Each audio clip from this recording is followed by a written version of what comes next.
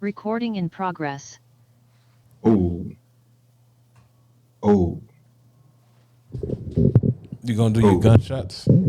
Brr, oh, We are brr, 16 oh. Shots Podcast. Young James Boogie, AR Dove, coming live from H Time / ATL. What's going down with you on this fine Sunday night, bro?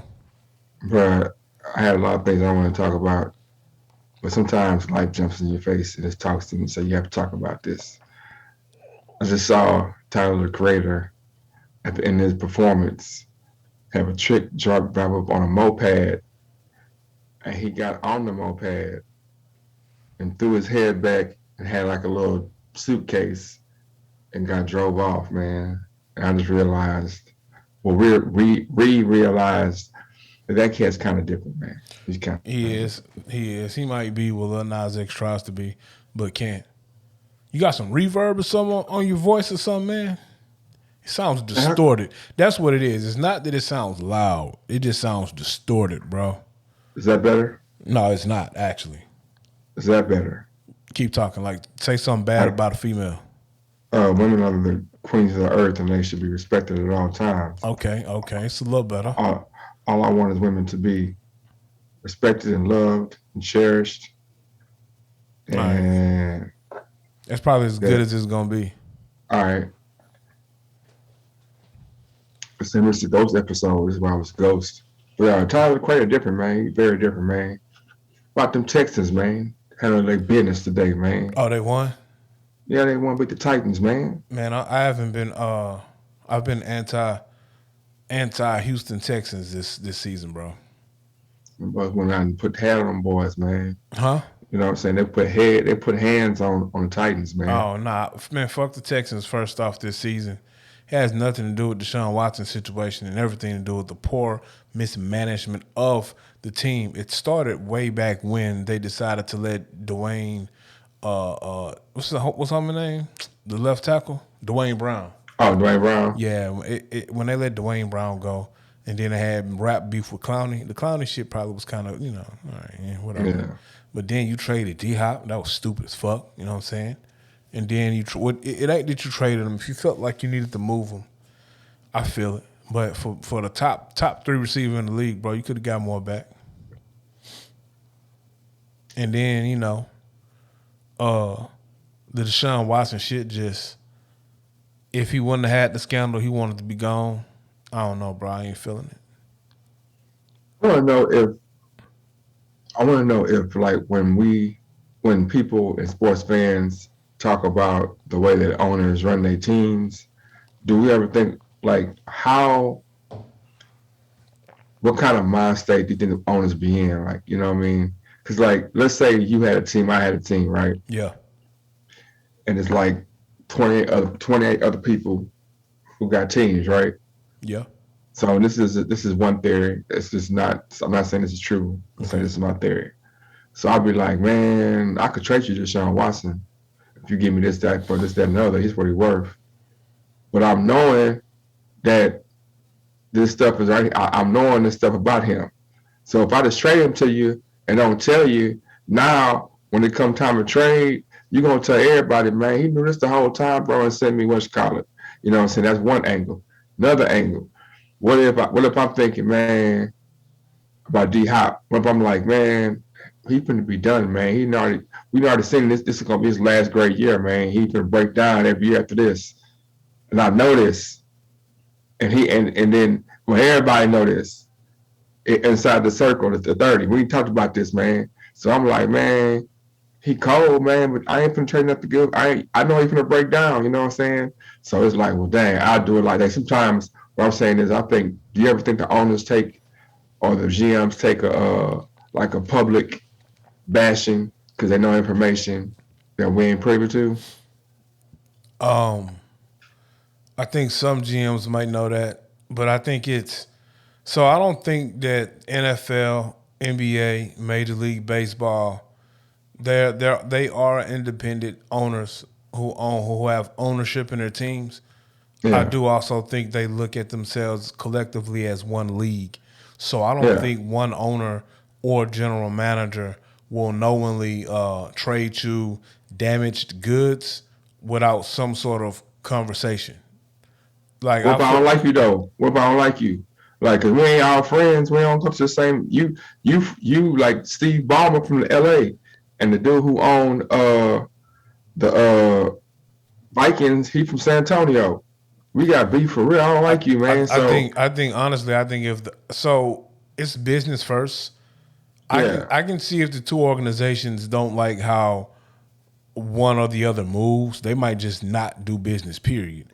If I'm the Houston Texans hypothetically, Mm-hmm. and I don't like how the Arizona Cardinals move, Mm-hmm. I'm probably not finna do business with you. Well, that's my best business option though. Like my best and the smart and feasible thing to do would be to make like I could do other things, but that's really gonna be hurting me. But this right here, it's gonna help both of us. You know what I'm saying? If I do it, but I know like if they that nobody else know that. You know what I'm saying? Or all us GMs know he done. Because we talked about it. You know what I'm saying? Not I talked to you, but I talked to him at RB Collective. I did talk to you. You know what I'm saying? So now it's like we know he done. So the public could be like, man, how you trade him, man? How you trade him? You know what I'm saying? Like we know he got 17 people that didn't say he raped before. You know what I'm saying? I'm not saying that's true. I'm just saying that. Do you think that ever happens like that? They know information, but to save the individual or the company, they just swallow it and like take the public hit. No, I don't think that. I don't think it might not be to that extent. I think if you like you see the NFL, man. So stuff as simple as they're saying people get blackballed, like Antonio Brown being a locker room cancer. Like Yeah. it's a known fact. So only certain teams are gonna take a chance on that. So you're not finna like slide a low character guy in on the team, bro. People So I'm talk, saying they but you say talk. business first, right? Though, if it's business first, If it's and business, but his if it's business first, and I'm running an organization, and I know yeah. you got a hell of a talent over there, this a character issue. Then I'm Mm-hmm. gonna sit back and I'm gonna see what my moral stance is with my organization, and I'm gonna say, Yeah. we don't want that over here. I don't care how talented he is. And so So you say your business is ran by morality. I think it's a mixture of the two. I mean, we do that now just in regular business. Like, in regular business in the company I work for, they'll tell Yeah. you that we'll take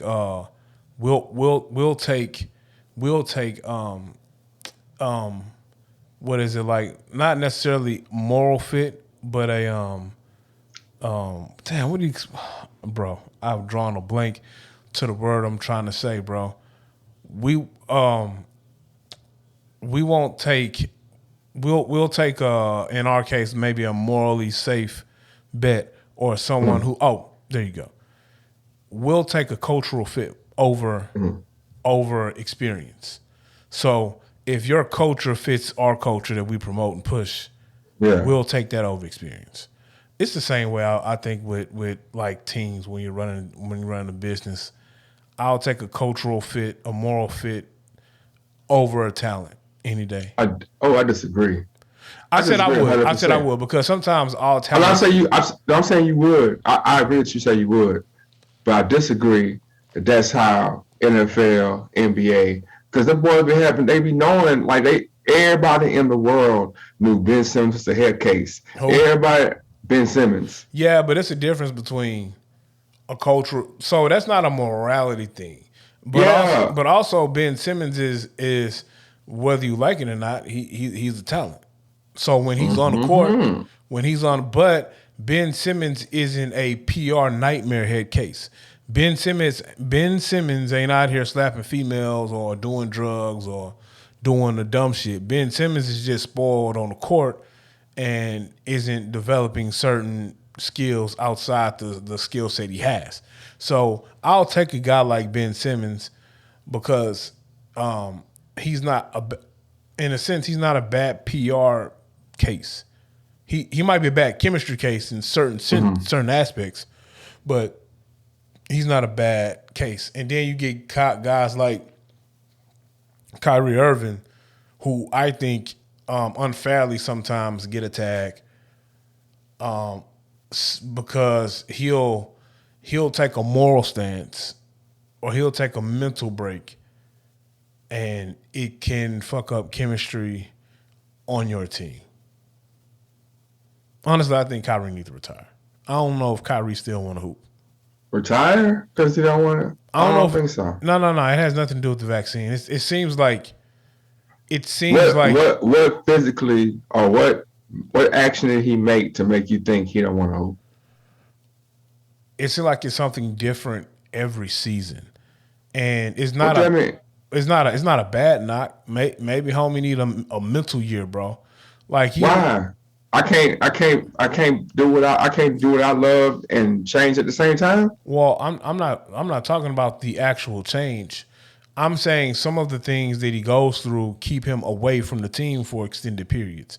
It's happened the last couple of seasons. Now, if a guy is just changing how he operates in life and how he moves, I don't care about that. But if it's starting to be things that keep you off the court, I have an issue with that. Now, this most recent thing with the vaccine, I'm not speaking on that. I wouldn't loop that in the situation I speak of. But yes, Okay. if I was an NBA GM, you're gonna take a chance on Kyrie because of the talent he is. But you're also gonna have in the back of your mind, I wouldn't give up the farm anymore for Kyrie because Kyrie being on the court is an issue sometimes. And earlier on, his availability was due to injury, and it seems like later on his availability has been due to some mental breaks. So that's why I said I don't know if homie still want to hoop anymore. It has nothing to do with the vaccine shit. Well, I'm saying that I feel like you don't think it's okay for Kyrie to say, "Man, look, I'm gonna be the coldest player in the world, but I'm only like for 40 games a year. I can't. I don't want to do the 82." And you know what I'm saying? The standard that they've set for how long we have to play, he don't want to. I think that's his whole issue. Like, not issue. Yeah, it's an issue. He feel like his whole thing is like, what I'm gonna do is I'm gonna do this the way it feels natural to me. You know what I'm saying? And the pushback, like I heard you saying, was like the way that you are changing. It's changing the way that you don't fall into our scale no more. We said 82 games, man. But let me ask you a question. Yeah. I'm paying you off for 82 games. Is that correct? Yeah. So in any other workplace environment, if I'm paying you to be at work for 40 hours a week, yeah, I can't go to my job and say, you know what? Hey, this 40 hour, and I could be cold at what I do. Hey, this 40-hour a week work week. Yeah, this ain't gonna work for me. I think I'm gonna work just 20. Yeah. I can't do that. Well, And as a supervisor or as a business partner owner, how would you treat an employee that came to you with that stance or with that mentality? Well, it's twofold. It's twofold, right? One is like, if we're being realistic and honest about it, and if you can do the production of 40 hours and 20, then I'm like, heck yeah, you do 20 hours, man. God, I feel that. If you could do the same production as the 40 and the 20, then I ain't tripping. So Kyrie's saying, man, I'm just gonna play for playoffs, man. Make sure we go to the playoffs every year and win. The only downplay to that, but other players be like, we are getting hurt or getting worn out through the season, and you saving your body so you fresh. But then another player be like, man, you got to work your way back in. Like, so that's what I'm saying. So I'm saying, like, if he say, I don't want to do it under your confines, I'll pay me 40 games a year, man. I'll give you the money back. Would you be cool with that? Like you said, it's twofold because now I'm looking at my team. And this is all just speculation. We don't know. You know what I'm saying? It's speculation. So all right, if I had let's take Kyrie out. Just say Agent Zero. Agent Zero. If I got Agent Zero, cold as fuck, worth every dime of his $165 million he gets paid. Even more than that, because he make whatever he making, I'm making triple. Yeah. So he's worth it, but availability is the issue. And now he said, you know what? I only want to play half the season this 82 game season ain't for me. Matter of fact, I'm gonna be ready for the playoffs. Yeah. I mean, that's cool and all, but in this situation, I still got two super mega superstars on my team who don't take nights off Yeah. unless they hurt, and then they play through it. So, Okay. it's a team element, nigga. What makes you better than us? Matter of fact, I don't know if you better than us. I'm not bad. I'm just different, man. So I'm not saying I ain't better. I'm just different. But but then that fucks up chemistry though, because now now I look at it as, from a leadership aspect, you're considered a leader of the team, payroll wise, talent wise, face of the franchise wise. You are one of my leaders of the team, and like we always say, we want leaders to lead by example. I want my, you know what I'm saying, like there are different leadership styles, but exactly. me personally, I want my leaders who are going to be shoulder to shoulder with me. I understand Okay. that as being a leader, you have different tasks and responsibilities. So Yeah. you might not be there. You might not be in just regular world. You might not be there. Installing a hot water heater with me, because Yeah. your responsibility is to make sure I got hot water heaters to install for the next 2 months. Yeah. But if need be, you're gonna be there with me. So it's a difference between that and this nigga just ain't showing up, ain't around team. Yeah, I got a mental break for a week. I don't know when Kyrie coming back, or I don't know when Agent Zero is coming back. Like, I mean, I can see how both parties go. I just feel like there has to be a space. Like everybody's not Kyrie, you know what I'm saying? Everybody's not Harden. Everybody's not Kobe. you're right. Everybody's not Jordan. Now You know what I'm saying? I will say this. Now, if it's a situation where, I got a guy up in age like LeBron, or or like when D Wade was up in age, when Tim Duncan was up in age, or whatever, and I'm playing every other night. I know people used to hate that. They used to be like, "Oh man, we came to see the Spurs and they all sitting." Like, Yeah. I get it. I got a 36, 37-year-old superstar who, when he's on, he's on. Yeah, we gonna take some nights off and save you for postseason. I'm cool with that because you're still with the team. Yeah. You're still around the team. You're on the bench. You're still doing what you can do. You're just taking nights off to keep you ready for that playoff run. What if Kyrie? What if Agent Zero just doesn't play? Like he just mentally doesn't play, so he'll play. And like, man, I'm going to play as many games. You know what I'm saying? He just doesn't play. He's there, just don't play. If that's something that we've worked out, like I don't want to come into work on Monday and my star players is MIA, and I'm get a phone call from him or the agent or a message like, I need a mental break. I'll be back in a week. Like that shit don't fly. Now, can you take mental breaks? Who, me? As an owner? As an owner? Yeah. Anybody can take mental breaks. Yeah, so why as an employee you say you don't want me to call you a mental break more than once or more than so many times? I think because if they'll call it a vacation or whatever, or you'll call it whatever, but that's a mental break, man. Man, let's keep it a buck, bro. It's 82 game season plus playoffs. Yeah. And the salary that you make, you have vacation time. You don't work a regular 9 to 5. This 365-day job for real. Like, and that's the other piece. I'll be like this. You have an off season. Find somebody else that's as good as me, then, man. I will. But you can't. No, I can't. You can't. They have it. That's why I would deal with it. They have two other mega superstars on the team.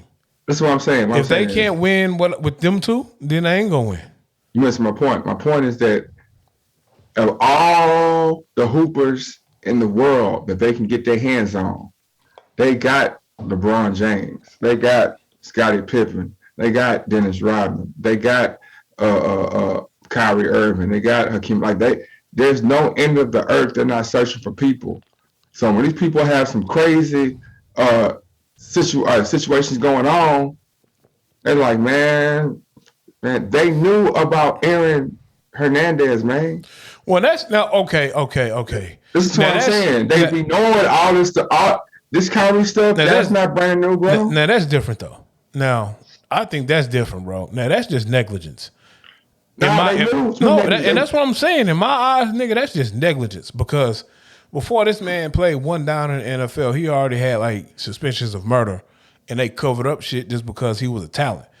That What I'm and saying. I think that and the Kyrie shit, that's totally different, bro.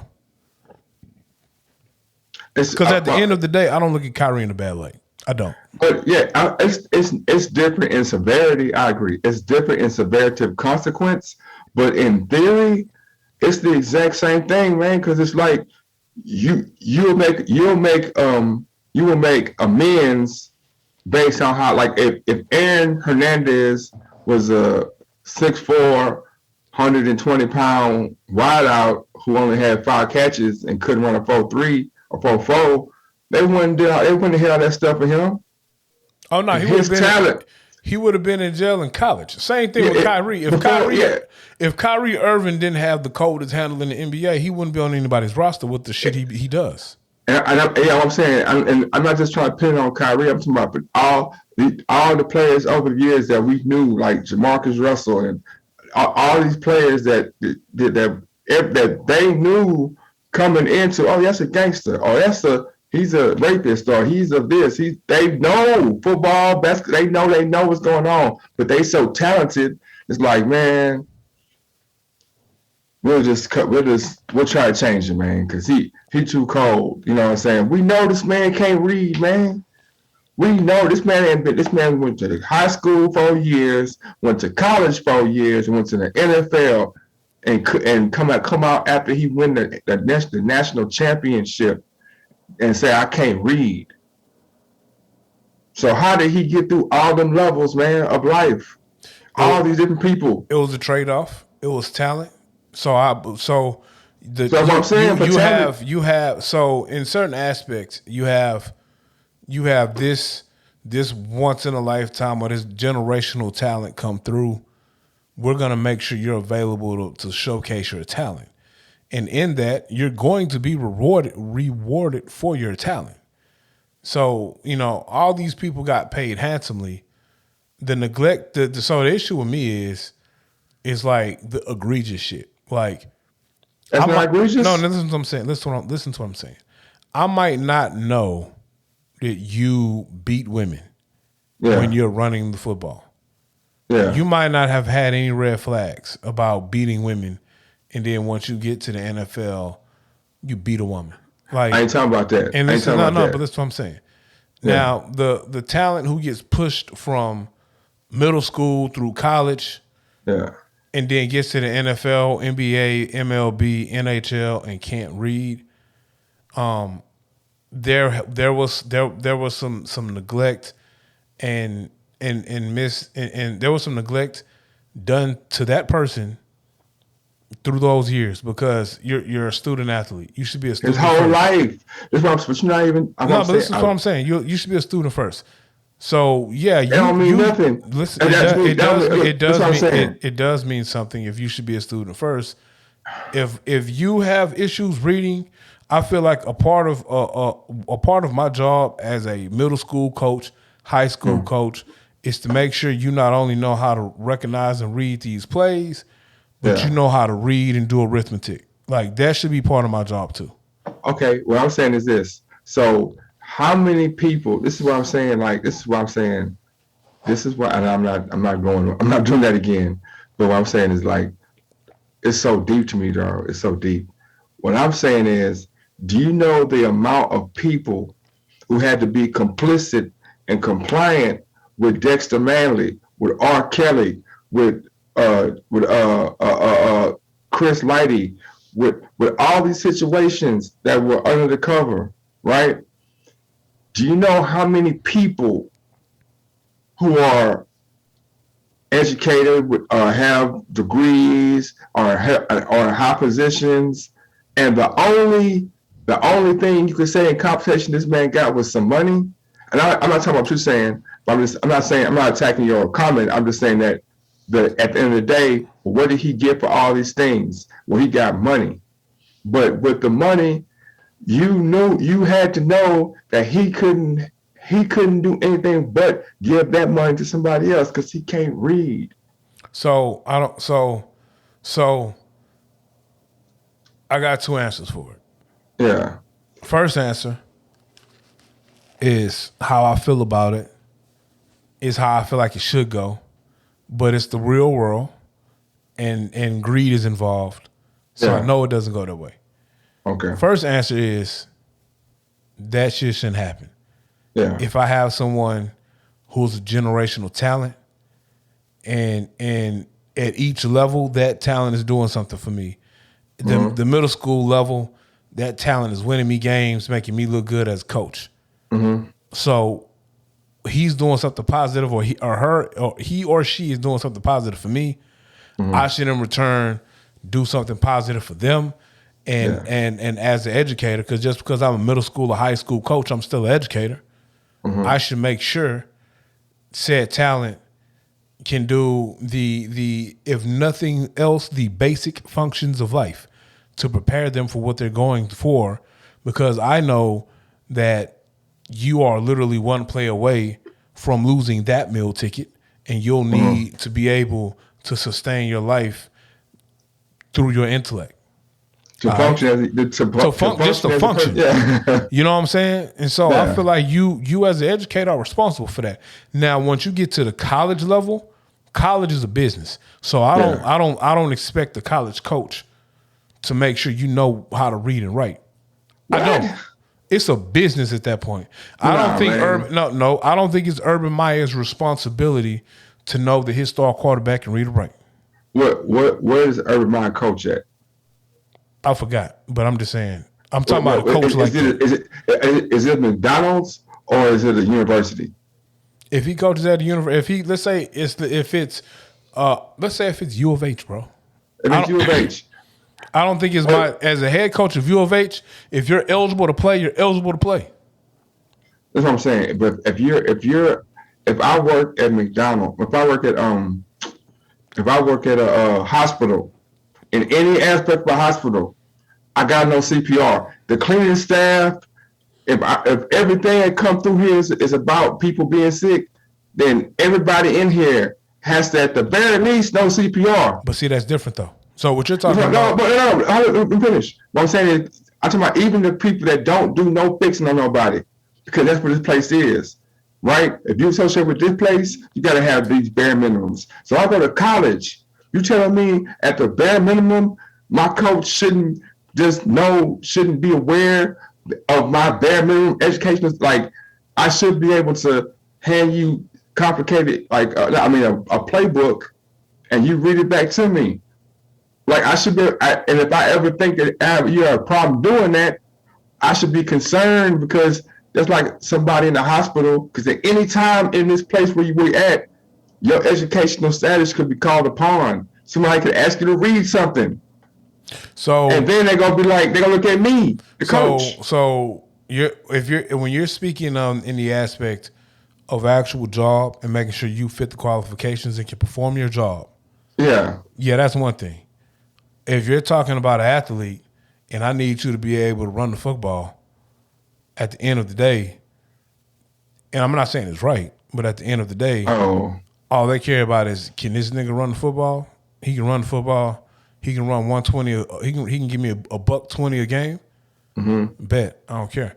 I mean I don't know your experience, but I feel like I wasn't even a generational talent, yeah, and if I didn't care about learning or wasn't invested in learning, I could have skated from middle school to high school without knowing how to read and write, just off the mere fact that I needed to be eligible to play. I know for a fact I could have. I couldn't. I know. I actually went through like 2 semesters of not going to one class because I didn't like the teacher, bro. So because of that, I didn't go to that class, but I had to be eligible to play, and I yeah, got passed.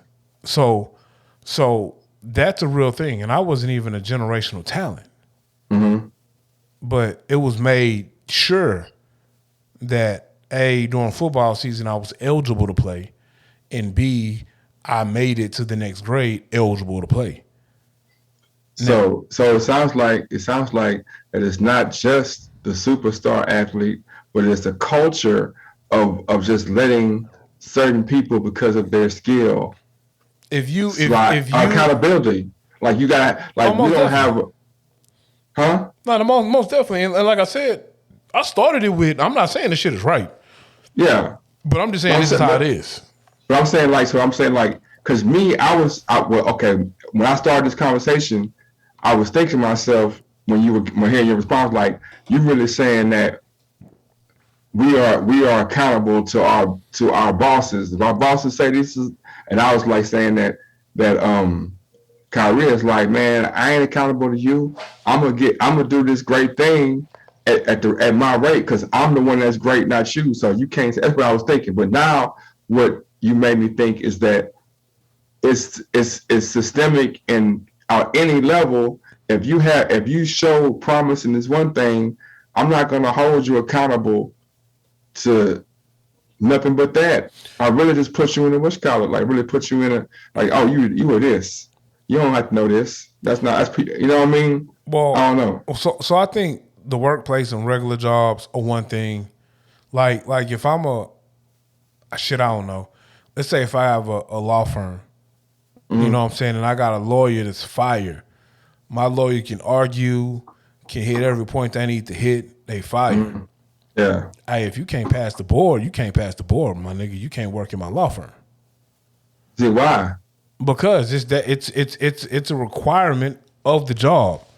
But Like the it's requirement an is not made by you. it's an essential requirement of the job that you have to be able to practice law lawfully in X state. You got to pass the bar. Listen, I don't care how talented you are as a lawyer. If you don't have the ability to pass the bar, I'm yeah. not going to employ you as a lawyer at my law firm.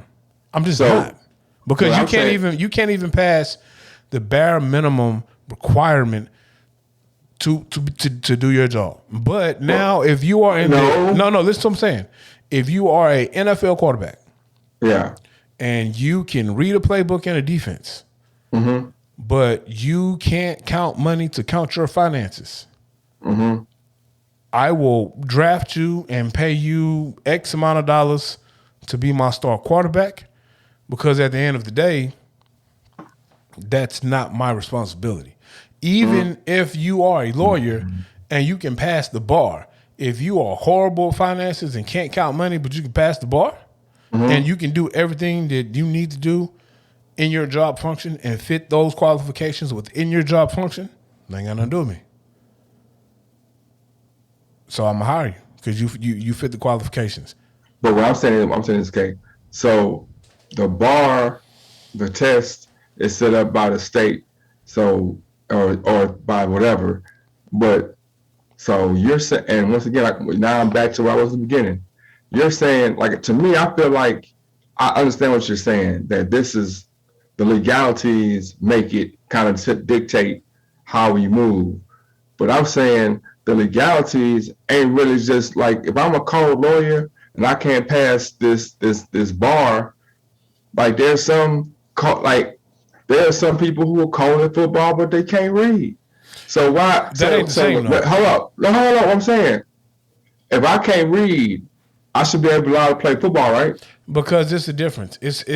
You mean me not being able to read, but I can play football Yeah. is totally different from me not being able to pass a qualification of the function of that job, like legally. Like we can't change the fact that in order for you to legally practice law, you have to pass this exam. You have to get this licensing. You have to fit this requirement. Like, I don't care how talented you are, you can't change that. Yeah. If it's merely I can't read, but I can throw a ball accurately 60 yards down the field and run a 4.2, Mm-hmm. well, shit, nigga, you meet and exceed every requirement for that job. So we can't start like saying like that, and that's the thing. I can't say because I don't feel like meeting a certain requirement or doing a certain thing. You know what? I don't want to do that shit. And because I don't want to do it, I ain't gonna do it. And I'm good at what I do, so either deal with it or I'm gonna go somewhere else. Like we can't do that. Okay. I'm just gonna go left, but I'm not. I'm gonna say this one sentence, and then I have another topic I'm gonna talk about.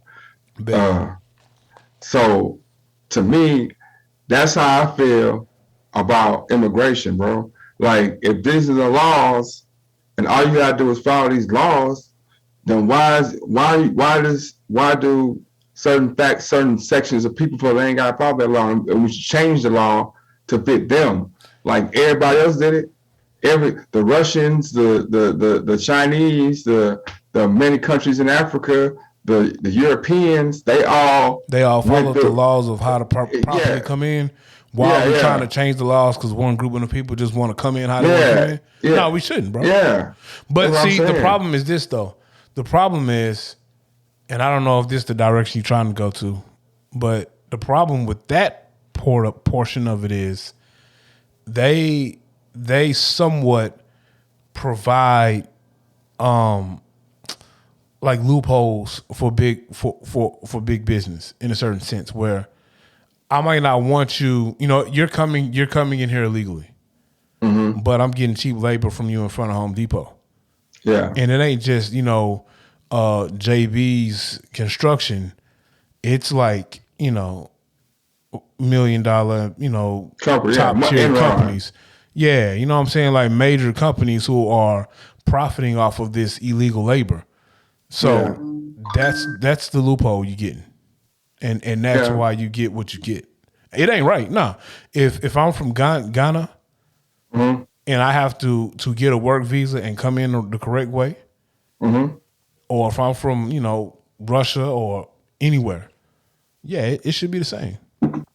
So I feel Should you. be. I 100% agree with that. It should be. It should be. Man.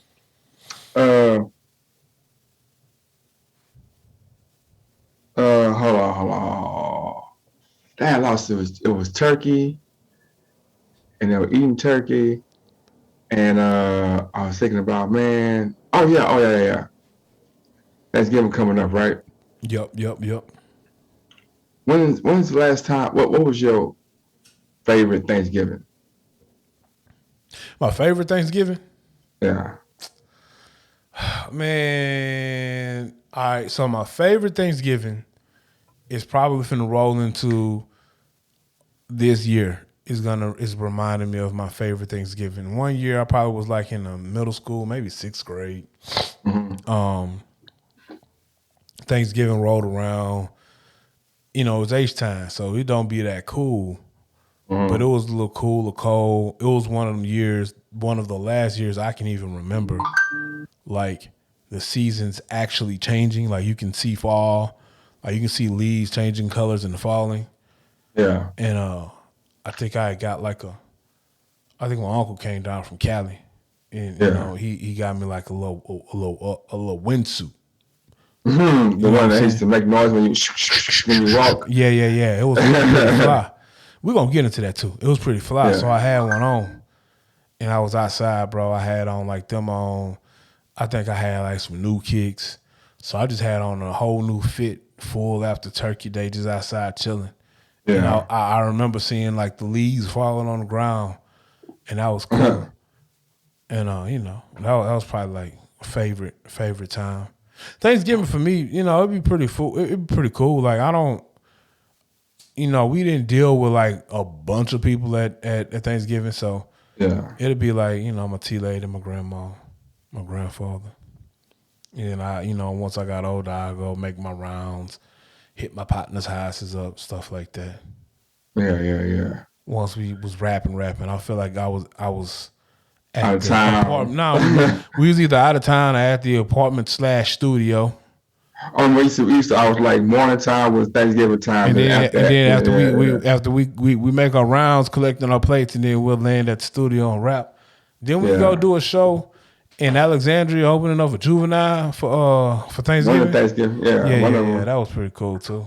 yeah. But I think yeah, my no, go ahead. I think my favorite Thanksgiving, man. Oh, he's off he's at Pop Grandma house, and like that was the first time, like that was the first time like that we was when they playing football or basketball, you know what I'm saying, it's a certain age where you just too young, they abuse you, you know what I'm saying? You know what I'm saying? And Pop used to be taller than me. So I come back one summer, you know what I'm saying? And shit, nah, I'm taller than Pop, you know what I'm saying? And, you know what I'm saying? Pop, like all his uncles, all the same height, you know what I'm saying? I think he might a little taller than his mom, but they all the same height. So shit, I'm kind of like a giant in this hole, you know what I'm saying? So, and we had just got old enough to really play against them, you know what I'm saying? And so shit, it was me, and it's like all the cousins, you know what I'm saying? Like I think shit, I know it's the last time we was all together like that. All the cousins, all the girls, all the boys, all the aunties and grandma. That was pretty cool. Thanksgiving. We used to do it a lot, you know what I'm saying? But like it was always like this person ain't here or that person ain't here or you know what I'm saying? And shit. I think the last one I did that was like 2000. Nah, I was like 90 something, bro. Like 90, 94, 93. Man, let me ask you a question. But So, um, I'll be on YouTube in my spare time, bro. And I guess because of some of the shit that I look at as far as videos, I look at Rogan, I mm, look at the Joe Budden pod. yeah. I do like some jury reviews and shit like that.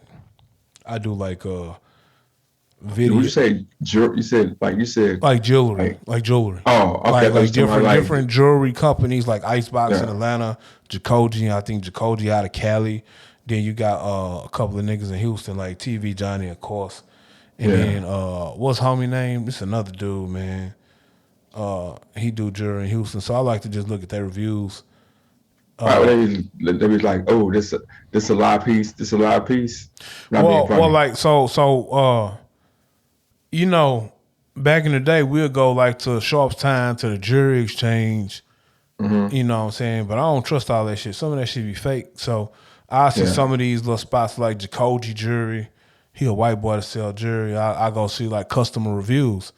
Like King yeah Johnny, he King Johnny out of he got a shop in Sharpstown, but then he got a shop in King's Flea Market too. mm-hmm. Well, King's Market, it ain't the flea market no more. yeah it But ain't been down on my man you'll see. I go to his website. I'll see his jewelry, mm-hmm. and then if you go type in like homie name, you'll get customers who bought shit, and it's Mm-hmm. unboxing, so you can see if it's as advertised, and then they do the testing and all of that. Well, it's a couple of podcasts that I'll be checking out, man. One of it is like Math Mafia. I don't know. I guess he's from New York. It'd be a bunch of New York niggas. Matt Hoffa Matt, there you go, Hoffa. I ain't got my yeah glasses on.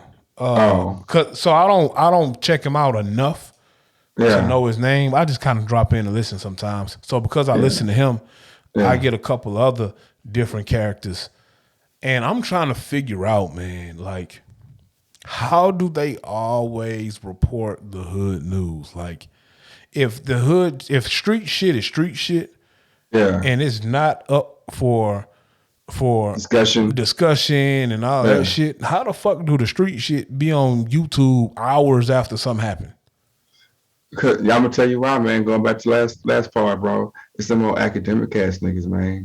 That really ain't in the streets. But that's it's glorified. It's glory. Like real talk. All be aside. Like it's in America. In America, they've always glorified the bad guy.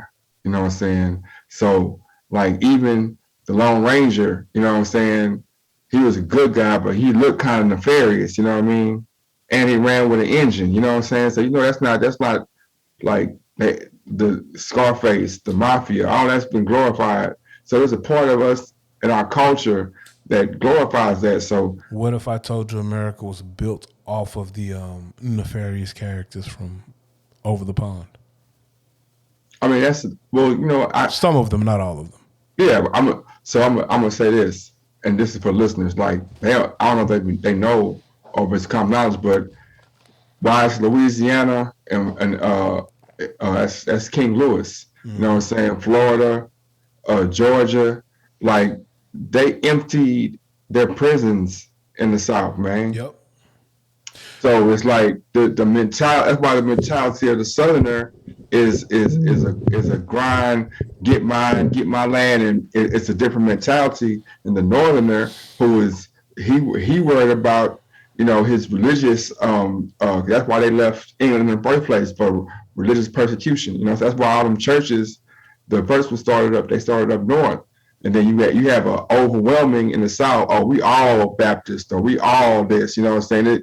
Pentecostal is gappy. You know what I'm saying? But in the North, man, you got all kind of what's the Amish. You got the Jewish. You know what I'm saying? You got all different kind of different, because that's at the core base of how it even got there. Saying all that, man. Yeah, man, that's just crazy, bro. It's crazy. One day on the pod, we're gonna take a deep dive into certain things and why America is how America is. But I just never understood. Like I'm sitting here, bro, and it's like the Young Dog situation. I'm looking at a nigga, and it's like 6, 7. It's like 6 or 7 different theories. Like the real reason why Young Dog died. Oh yeah. And then it'd be like these ultra hood theories, and I'm like, yeah, nigga, how you know? And then me being from where I'm from, I ain't no street nigga, but I've been around street niggas. I've been in the streets long enough to know how street politics work. So you can just look at a certain situation and be like, oh, that ain't no just, coincidental niggas hungry. I need this bread. Let me rob somebody. You know what I'm saying? Like that wasn't no regular nigga. That shit was planned out. So say what you want to say, man. It was execution, bro. Well, look, I ain't in street business like that, bro. Well, I'm not in street business, man, but I mean, but it definitely was that, bro. It was some sort of hit. You know what I'm saying? Yeah. And then I'm like, hold on, time out. I'm not a criminal. I'm a square. But even I know if I was to do something nefarious like that, the last thing you're going to find, unless you just are Sherlock Holmes, you're not gonna find the car intact. You're not gonna find a weapon intact. And lo and behold, what did they find sitting behind somebody's house? The fucking getaway car. I mean, I don't get it, bro. Man, bro, you done been driving from the club at 2, 3 in the morning on 610, and you like, it's a random car on fire on the side of the freeway. I wonder how that happened. You know what I'm saying? Or like you from the hood. I done been walking to school in the clock, walking across the bayou and look down like, it's just a random Buick that got burnt up in the middle of the bayou last night. Where'd that come from?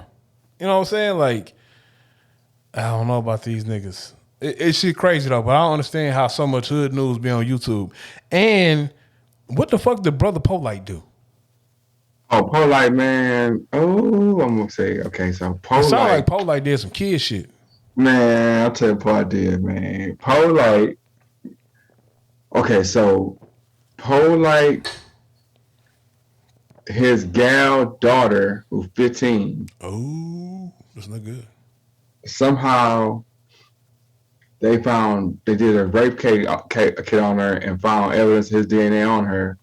He had took her to a hotel and was seen taken to a hotel. He said that she was a wild child. She had a problem. Gave her a place. He's got a hotel so she had somewhere to stay because she was a runaway, basically. You know what I'm saying? He got her a hotel so she won't be on the street. His gal daughter. Yeah. One of his wife's daughters, because he got 2, 3 wives. So why would he not just say, hey, you know your daughter out here wilding out, man. You might want to go do something with her. I don't know. I know about the case, but I'm kind of fuzzy on it because it's been a while. It's like about a year ago.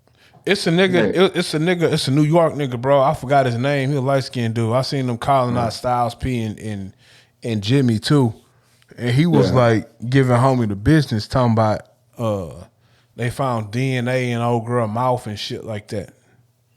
I don't know about the mouth part. Well, them niggas on the Matt Hoffa, like them niggas funny. Cause they low key like co-sign that shit. So half the room was like, yeah, that's what we read. And then the other side of the room was like, I don't know, son. We gotta let the police deal with that, son. Like, we Yeah, don't yeah, know if yeah. it's true. I mean, I heard that too, but you gotta let the police do that, son.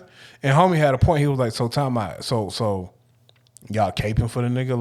Like, nah. I'm about to And then make he sure. exposed Charlemagne too, bro. Which Look, no, I kind of know Charlemagne was on some fuck shit, but I'm gonna make sure that I clip that part out and send it to their podcast, the Sun part, because Matt Harper is the one known for smacking MCs. You know what I'm saying?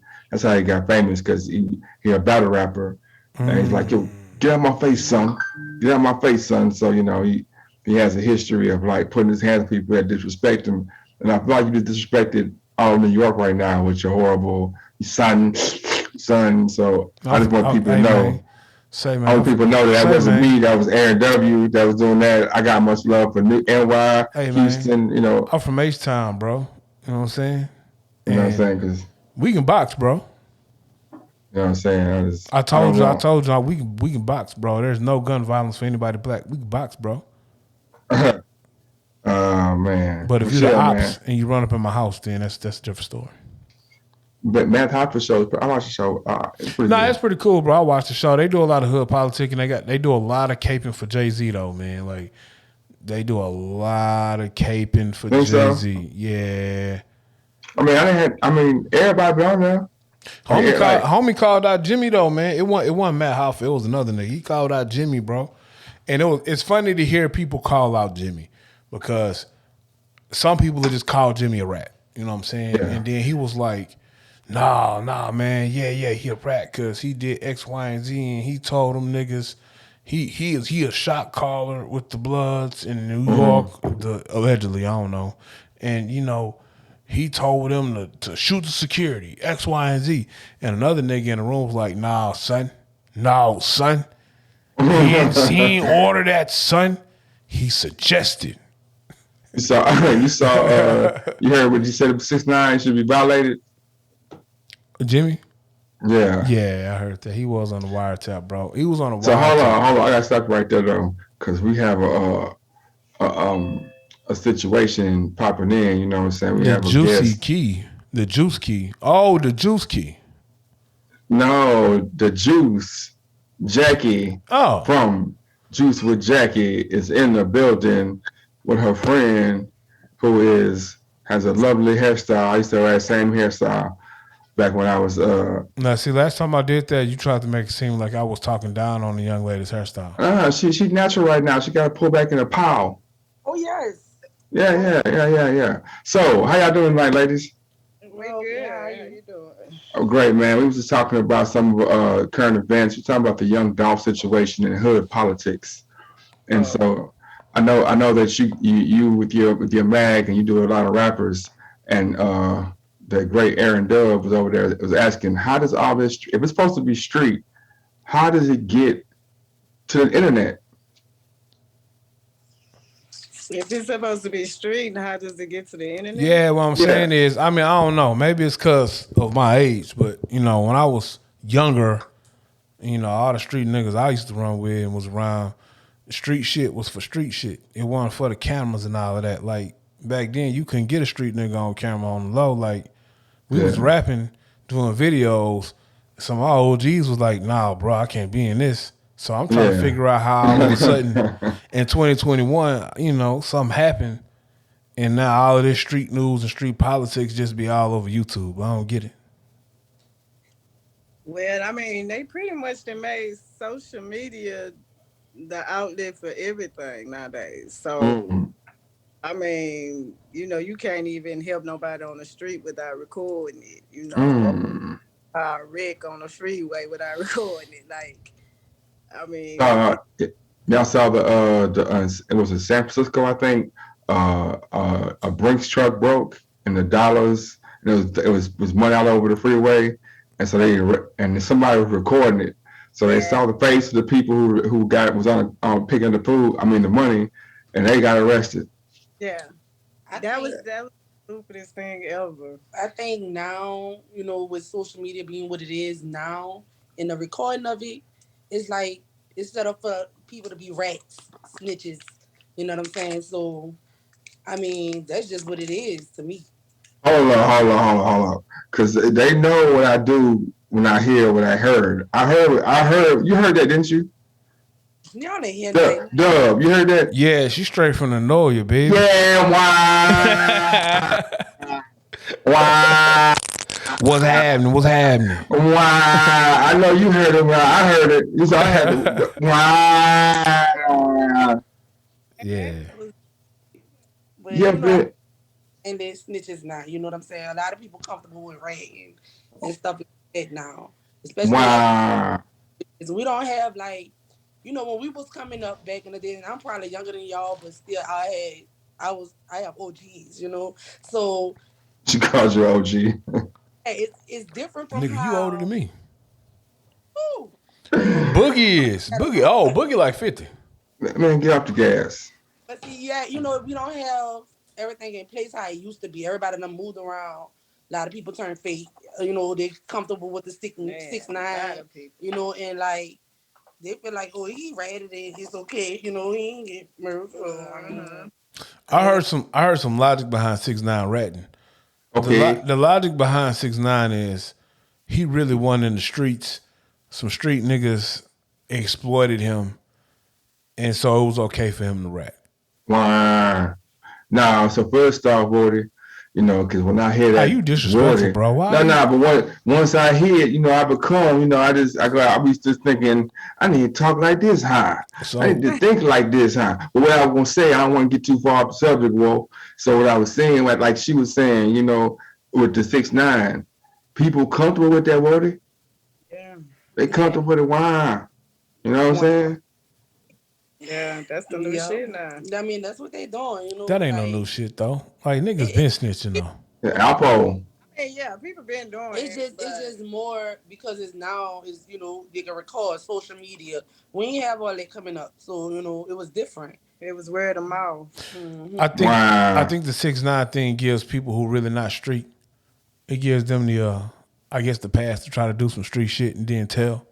I think that was a lot of times. For me, that was a reason that kept certain people out of certain situations because, you know, you got to be willing to take what come with it.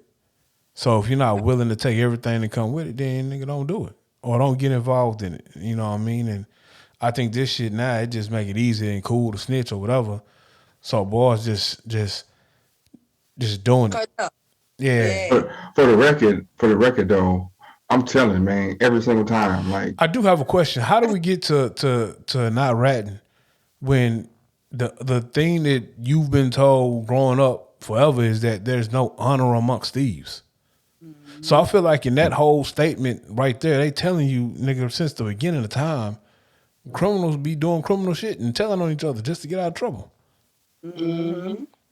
I agree with that. You're right about but that. They say real situation expose fake people. So, you know, sometimes it end up like that, you know. That's why when you do something, you do it by yourself. You ain't gonna rat on yourself. Now, if you rat on yourself and record it, that's just what you wanted to do. So I ain't gonna tell on my partner. If I was like a real street nigga, I ain't gonna drop the dime on my partner. But if he like my ops and he short stopping my bread, you shiesty, bro. I am, bro. But it ain't no honor amongst thieves. But that's why I'm not a corner boy. I go to work every day, bro. That's what I'm saying. But she's saying like I wouldn't tell my partner. I wouldn't, bro. You would dry snitch on somebody else that you don't like, but you wouldn't dry snitch on. I want that corner over there, bro. You want my corner? I want it. That's still dry snitching, man. You the enemy by any means necessary. Oh man, see, I already know. Can't do no dirt with you, man. You my partner. You not the ops though, man. Nigga. Oh, but I'm gonna tell. So I'm just telling you, I'm gonna tell. Oh, you gonna tell? Like, who did it? I'm like, it was him or wasn't me. If it was me and you, bro, and we had to go, you know, murk somebody, and the laws came, I'm gonna say I don't know nothing. You saying you gonna say I pulled the trigger? No. I'm saying that if I see it, I'm gonna tell. If I'm in it, I ain't gonna tell. I ain't gonna tell See, myself. Nigga like you, I gotta make you shoot the nigga too, so we both guilty. Here, pow, here you go. Yeah, exactly. Like, man, my finger, bro. My finger hurt, man. I had sprained it playing basketball. Oh, so, you gonna shoot that nigga tonight? You know what I'm saying? You just give me one more for me. Nah. You gonna do it, nigga. I'm gonna give you a knife. Then you can't take the knife and stab him 2 times. Yeah. I do that. Like I stabbed him in the leg. You can't die from a leg stab. I was trying to hurt him. He was trying to kill him. Uh, so okay, so we got Young Dolph, man. I want to get some ladies' perspective on the Dan Lee, the baby situation. So I mean, it's pretty much it is what it. Know what the situation was before you go in there. We always wanted to be different, but we know what the situation was at the end of the day, and it wasn't different from no other nothing else that that's going on. So it is what it is, man. I hate that she got to go through this though, but shit, we got to learn the hard way sometimes. I mean, Okay, sometimes but what's she going? What's she Oh. going through though? Like she got But pregnant. She got. Jackie's talking But like hold on, somebody's grandma. hold on. She got pregnant from a rich nigga. He ain't say, "Hey, get the fuck out of my house," and just Nah, but go she to the rich curb. too, bro. She Nah, rich but too. homie was like, "Hey man, I'll put you up in a hotel." She was like, "My flight ain't ready to leave until the morning." Hey, we can fix that. I'll put you on the jet. Like, what he did wrong? Outside of the I verbal mean, disrespect. did anything wrong? He ain't did nothing and we wrong. He don't just know. being him, We and that's don't who he right, is. right, and we don't know So what led up to that yeah, point and we exactly. don't know what's going So on or what led on. We he just probably don't know. listen. He probably was like my baby But daddy, what I'm saying is, invited me over and ready for me to dip or something. I don't yeah, know, as soon as they get they little, the little nuts off, they shit, he was ready for it to go. Hey, we don't know what the hell happened.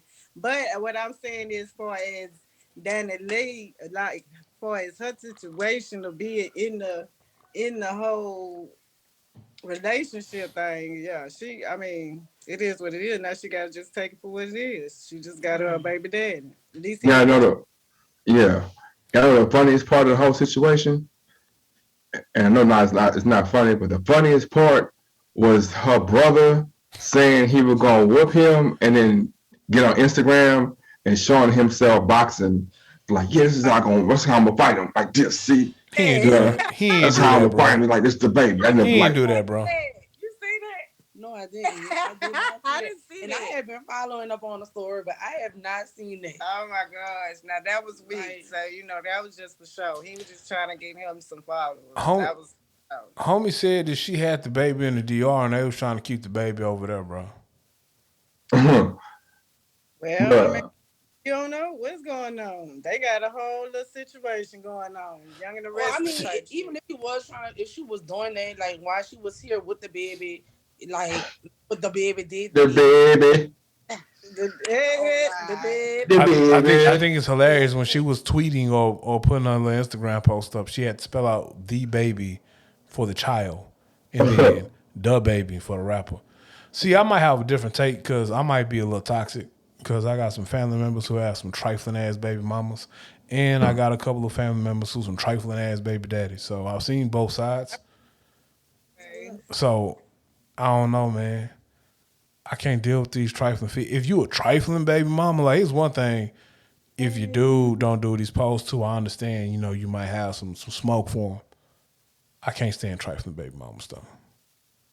But look, watch this. Watch this though. But if you a trifling baby mama, like if you trifling. Now, it's one thing if homie trifling and he don't pay nothing, he don't do nothing, he ain't showing up for no birthdays, he ain't just taking care of his kid. That's one thing. You got a right to be upset. But if you just Have you, trifling, trying to use a kid to get more money or whatever, that's some bullshit. I'm gonna say two things. One, you keep talking like she's not an accomplished artist herself, bro. And so Nigga, like I don't know who no Danny Lay is. What name your song? She the one, brown. Yeah, she Who? got this song. Because I have a little song together. I ain't gonna lie, that man, it got numbers. She done numbers. Yeah, she got money. She was on before. She was on before the baby. that's what I'm thinking. What? Yeah, she Well, I ain't ain't not gonna a lie. I don't, I scrub. don't, I don't listen to the baby. I listen to Lil Baby and Griselda. Nah, Them the new niggas I listen to. Lil Baby and Griselda. baby is the one. That's the one right there, the little baby. Yeah, But yeah, have yeah. y'all heard the Snoop Dogg Griselda song? I heard, I heard, I I heard heard a a little bit couple. of I heard a couple of tracks off the algorithm. I heard the Benny the Butcher, Jada, and Busta song. Nah, that wasn't what's up, man. You That ain't wasn't ass nigga though, bro. that wasn't the move, man. Like Snoop Dogg, really, like think about it. Just think about it real hard. Cause Snoop Dogg rap really good. Oh, see, here you go with this bullshit. Oh my gosh. I'm asking y'all. Just think about it. Think about lyrics. Okay, so we gonna go back to the what it was, the doggy dog. Yeah. Doggy style. Doggy, yeah. Would that go? Oh no, big Snoop Dogg. That's rapping hard, huh? With him and Dre, the Chronic, he went hard on that. So it's like What he say? rappers will I mean they only had their periods. You know what I'm saying? He just had to throw style. He wasn't a throw rapper. He had to throw because he talked like this. He didn't have too many shizzle, nizzle, pizzle, dizzle, gizzle, dizzle, whizzle. It's like on the yeah, man. He had like what's that song? The damn Exactly. song. What? His number one song, Snoop Dogg, the Doggy Dog. Snoop Doggy Dog. Yeah. Doggy Dog, yeah. Yeah. What was he saying? What was he saying? It's like this and like that, and that's a matter of fact. Come on, man. Bug, you're not gonna do this, bro. You're not finna sit here and hate on Snoop, bro. I'm not hating. I'm just letting you know that we got revisionist history, man. No, we don't have revisionist history, bro. Snoop go hard, bro. Snoop. Okay. Snoop is one of the godfathers of the West Coast, bro. Stop it. Who rap better, Snoop or Corrupt? Who? Snoop or Corrupt? Yeah. So You go Snoop raps better, bro. What does Snoop say? What does Snoop be saying? Well, all right, excuse me. Tell me what Corrupt says that Snoop doesn't say, sir. You know Corrupt goes. We know Corrupt go hard, but you give me bars that's better than Snoop from Corrupt. Give them to me right now. Spin them to me. Will I come back with 2 stacks of the brown prophylactic for protection? The song on with Pac. It was Pac, Method Man, Redman. Like, name me a lyrical song that Snoop Dogg was on. I'm not saying Snoop don't go hard. I'm just saying we're talking about people but who can really rap. You ain't really just name me a lyrical song Corrupt is on, bro. You named me like half. You gave me half a bar, and then you start telling me about the lyrical niggas on the song. Okay. As the P know. Who? With Master D? Yeah. Ma'am. Know you's fine as nah. Don't put no masterpiece on.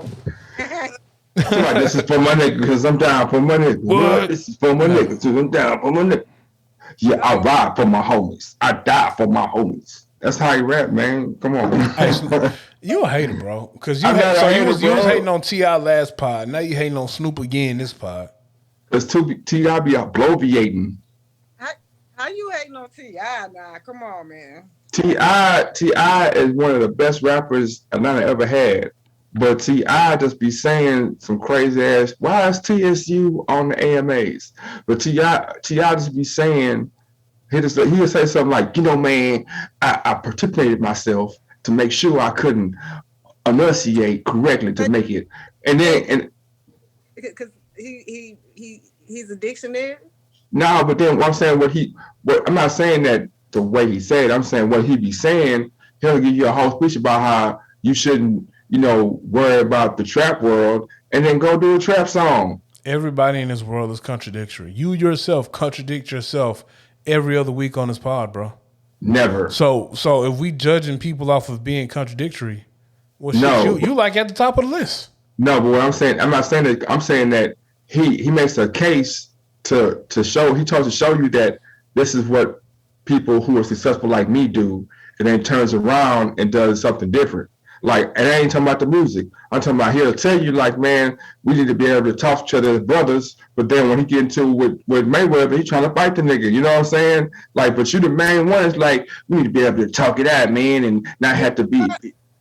Oh, he did try to. He made a whole song about this man. Yeah, but I was just in the thing. I thought Mayweather to be a fuck nigga. You know what I'm saying? I mean, he made a whole diss song about Flip bitch ass. That's what I'm saying. The little Flip thing, like you came out the blue and stuff. Flip is a great Houston artist, but to me, he in the bottom of the top 10. He in the top 10 all time, but he in bottom top 10. Okay. So it's not a knock. But what I'm saying is that why he messed with Flip? Of everybody in the whole industry, he skipped over 1,000 But niggas do in you? But do Atlanta, you? But a do you? thousand niggas in Alabama, a thousand niggas in Florida. But Okay, hold Lady on. What's Houston time fucking out? Flip, What's time man. out? But do you know any of the backstory behind the beef? Yeah. No, Yes, I'm asking Boogie. Boogie, what's the yes, backstory? So what's the backstory behind the beef? bruh. From the root of it, Will Lean was like, uh, We not we I'm talking about the people that involved in it said. This no was, we beef. The actual beef with YTI and Flip was beef. yeah. Will Lean was like, man, we had a show in Dallas in a skate rink, and Ti just was looking sideways at Flip at the show, and ever since then he started coming at him. And that's it. He said he felt the energy, the energy then. But Flip talked a bunch of shit and couldn't bag it up. That's what it was. Where? Or something like that, and they had like a little altercation or something at a Yeah, show at a club. Yeah, see, I heard that part. I heard that there was an altercation. Flip was talking cash money shit, and then that's how it really got started. But Flip is, I mean, you know, he Now, But see, I actually went to school with Flip. Like I went to Worthing. I was in school with Flip. But I ain't. But and that's the other piece though. When I was in school with Flip and Worthing, man, Flip Flip was just the cool nigga in school. You know what I'm saying? Nigga always had every J that came out, and was just a cool ass nigga. Won't fuck with nobody. Cool with everybody. That was Flip. You know what I'm saying? Yeah. Now I don't know what happened once he got the record deal, because then also Flip and got the record deal. Normal talent shows, and we was rapping on the school mics. This nigga had a whole sound system come set up. but question though, and I don't want Flip do your thing. My whole thing with you, hold on, but I'm talking about T.I. my only beef with you in some of these analysis, bro. Mm-hmm. I don't feel like you be having the full story, bro. You be judging. No, but I don't give a damn if nigga in Ohio talk about me, bro. I don't give a fuck, man. How I'm gonna skip, nigga? You have a problem with nigga in your city. You made 100 songs, and I'm not saying the songs are real, but you portraying it to the public like niggas in my city be hating on me, and we've seen you have problems with niggas in your city. You know what I'm saying? You got a problem with Rick Ross that you didn't deal with, and you skipped all that. You skipped over all these states. Because I was talking noise at a you know what I'm saying, like we don't even act like Tip wasn't rapping in the system in the music industry at 16, 15, 16. Like we be acting like he was a trap nigga, and then one day he start rapping. But really, this nigga been fucking with the music and been in the industry since he was 15, 16. So how you know his resume though? How you know his resume and what he was or wasn't doing at 15 and 16? No, that's what I'm saying. I'm not saying he wasn't in the streets, but I am saying that for sure he was in the music industry. So being in the music industry, like you can't trap 25 hours a day and be in the music industry because there are times when you have to go to the studio, you have to meet with people. So I'm not saying that he wasn't doing one, but I am definitely saying the conversation about him being like some of that beef, not just being because we had some street shit, because nigga, you on that label and I'm on this label. Like that is some of that beef, man, because we on different labels. Again, we don't know what really went on. All we know is T.I. started talking this shit, and what did Flip do? Hey, man, Flip did what he supposed to do, man. Laugh at that shit, man, because nigga, I'm on. When did we see him laugh?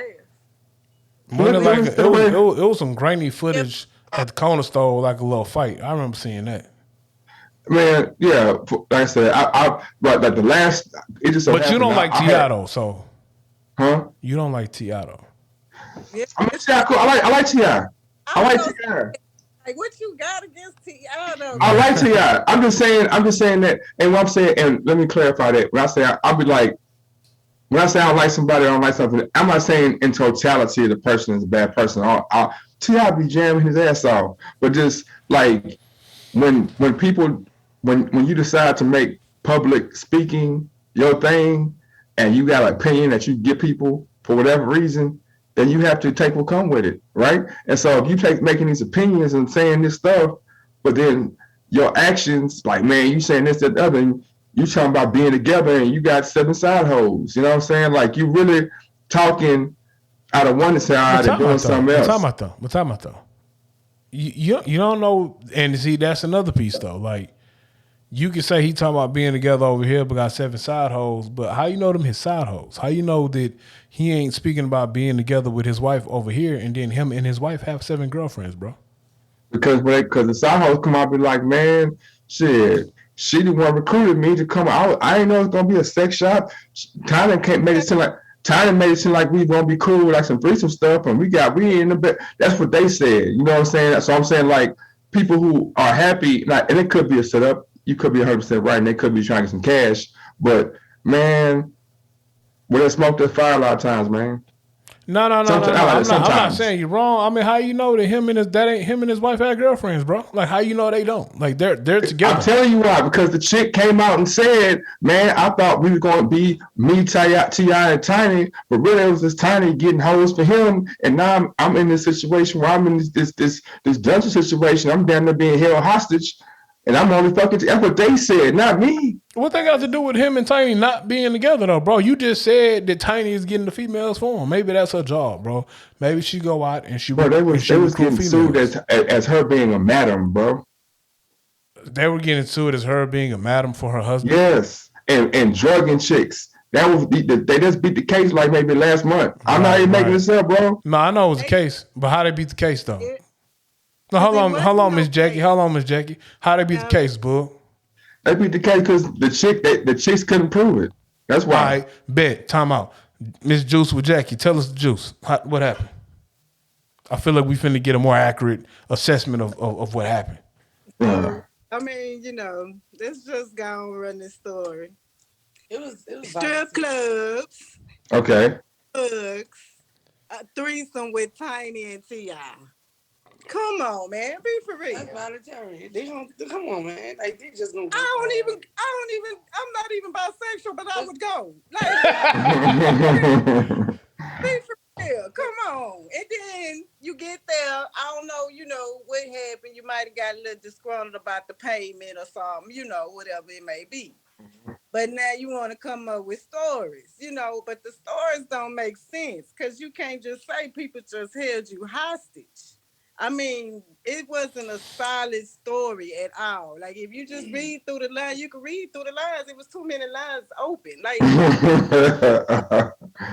I don't know, man. I was just reporting what one side, and you guys are right. I was giving one side. The New Kids on the Block, man. Oh man, the New Kids on the Block on TV. And that's what I be saying, bro. You be getting like a small piece of the info and be going left, my nigga. No, because what I'm saying is it'd be different if it was like 1 or 2 chicks, but it was like 5 or 6 chicks that was saying it. And it's like, I don't know, man. I don't know. I don't know. It's funny to me. If you think about it, you could just read through some shit, and that's what it was, Bug on that. Now let me tell you something, Miss Jackie. If this was Kanye West and not T.I., he would have a whole different perspective about this.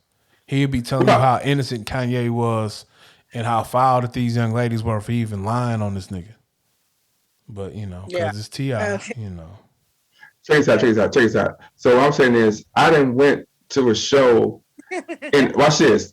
I done went to a show in the trade at a bodega hut and ran to a girl walking somewhere and said, "Hey, we got a show. You want to come?" Yeah.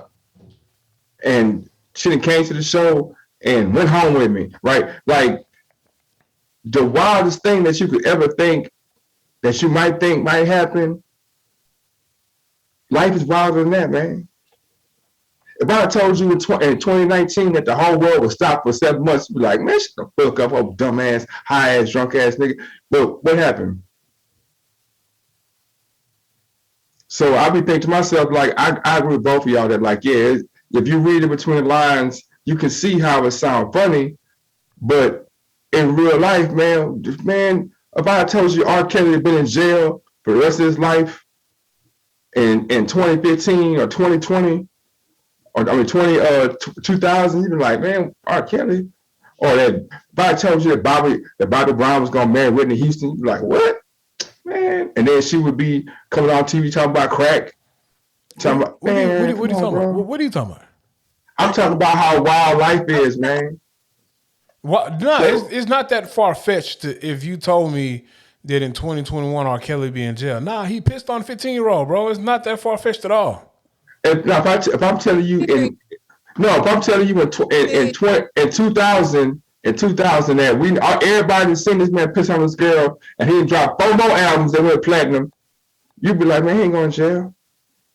Or if I had told you that the world gonna stop, if I had told you Kobe Bryant was gonna be in a helicopter, you'd be like, why would he be in a helicopter? Nah, the Simpsons told us that like 10 years ago, my nigga. Man, but Simpsons tell us everything on some real creepy shit, man. If I would have told you that the New Kids on the Block would be on stage with New Edition at the AMAs in 2021, Oh, that's happening right now? Damn. yeah. Now, if you would have told me what I think that Coach Prime would be in a mobile wheelchair off of a foot surgery in 2021, I'd be like, nah, because nigga, that look like it's more than a foot surgery, but whatever. If I would have told you he'd have been in a wheelchair at midfield, offering condolences to young Dolph. Well, look, you'd have been like, why would he even know young Dolph? I wouldn't say that. I'm talking about in 2020, 2005 or something like that, or a Memphis rapper. No, I wouldn't say that at all. Yeah. Why would I think he wouldn't be in tune with hip hop? He's been in tune with hip hop since he's been a star. Stop it. Last rapper you seen him with was Hammer. The last time I checked, Hammer was a real OG, bro. But see, he talk to him all the time and take pictures with rappers all the time. That's what I'm saying. Boog be on that bullshit sometimes. No, man, bruh, that is a very odd couple. No, it's not. So how many other so when you see Lil Baby and James Harden, you be like, oh, that's normal, man. For this superstar basketball player to be in the studio with this superstar rapper. Yeah. That happens all the time. Why I said the same shit though. But see, you gotta understand, some basketball players do music too. You know what I'm saying? So, like, I think it's more than basketball. I mean, more than music and basketball. It's more.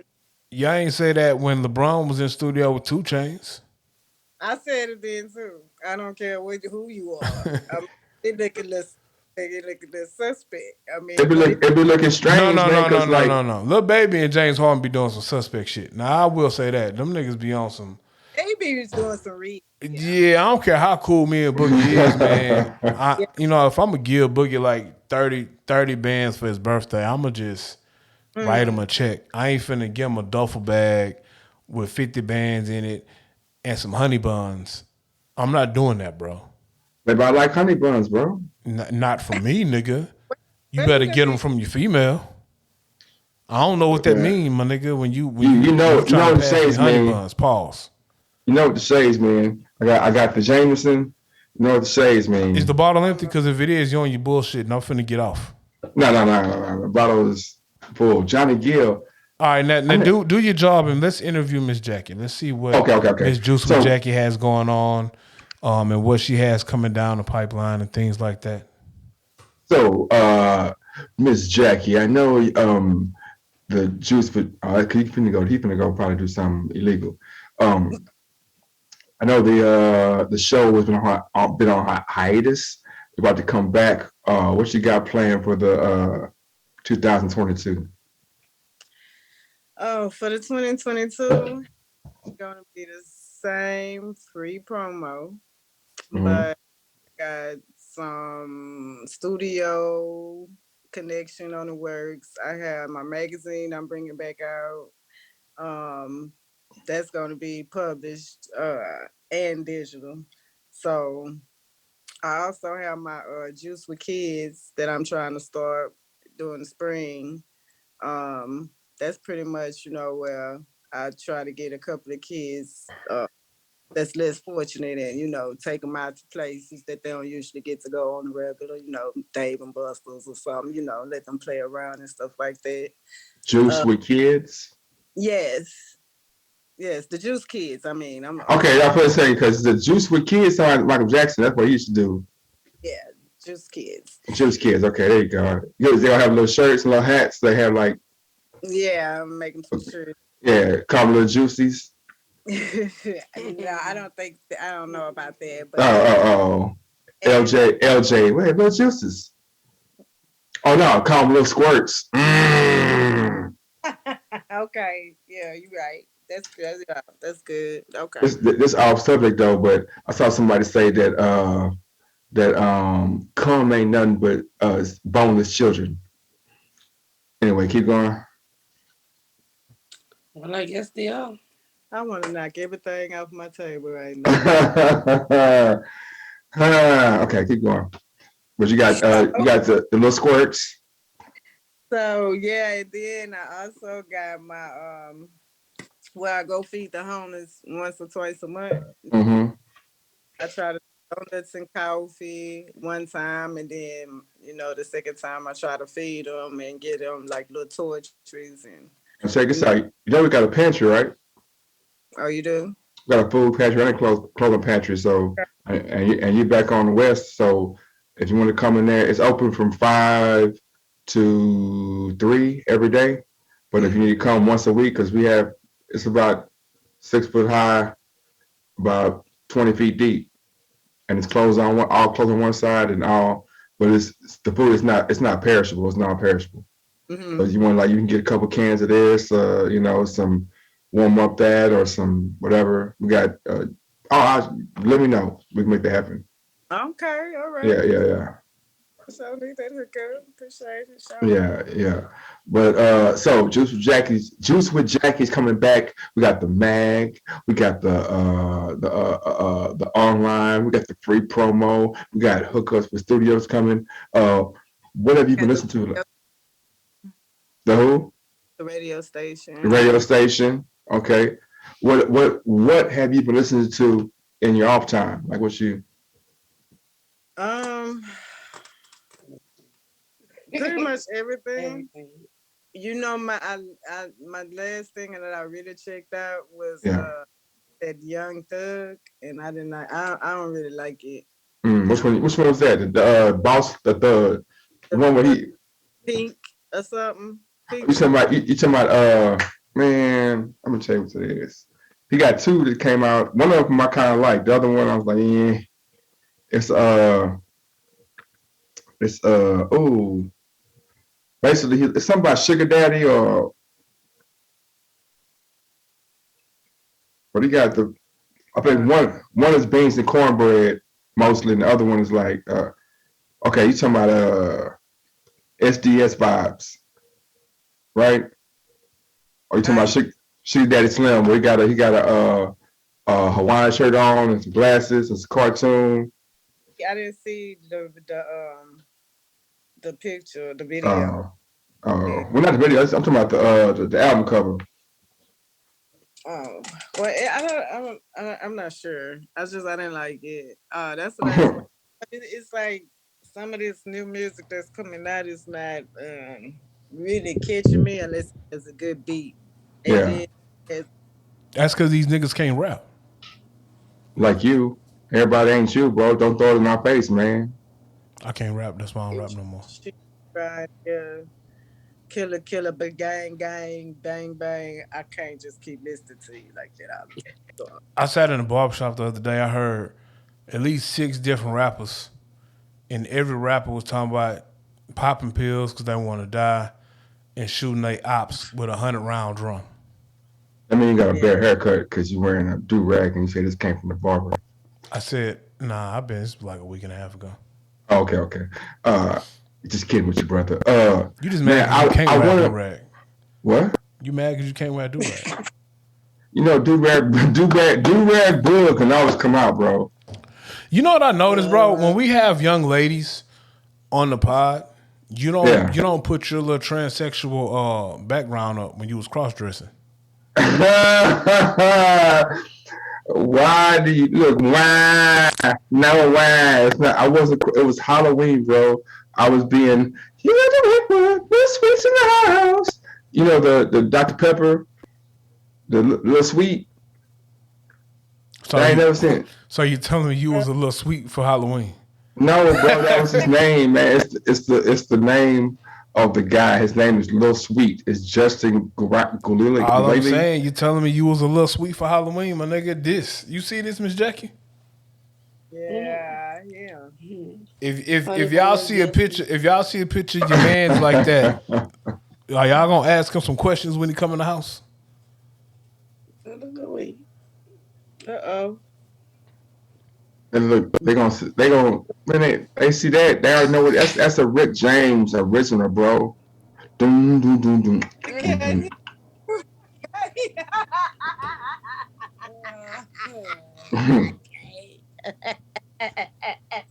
I'm just saying, if y'all come in the house and But it see was that, Halloween. That looked like really special. and let me remind y'all, he had these photos before Halloween.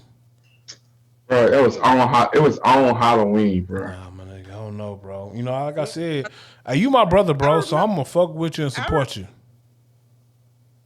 You remember what? I remember seeing that picture. And what did I you say know. when you saw it? I don't know, but I remember. It's been like what, like Like, was it before Halloween? yeah, it's been like a year or something. It's been a while. Miss Jackie, I just want you to know I was nowhere around when he decided to do that nonsense. So don't loop me into any of that buffoonery that he got going on, all right? And this isn't the first time I've known him to put on a woman's wig and clothing. I'm gonna just say that. uh, man, you okay? So I'm gonna ask y'all this question, right? Because as he's being Mr. Battery Pack Man, um, uh, uh, I'm not talking about LeBron James. I'm talking about Enes Kanter. Okay, so there's this dude who plays for the Celtics, right?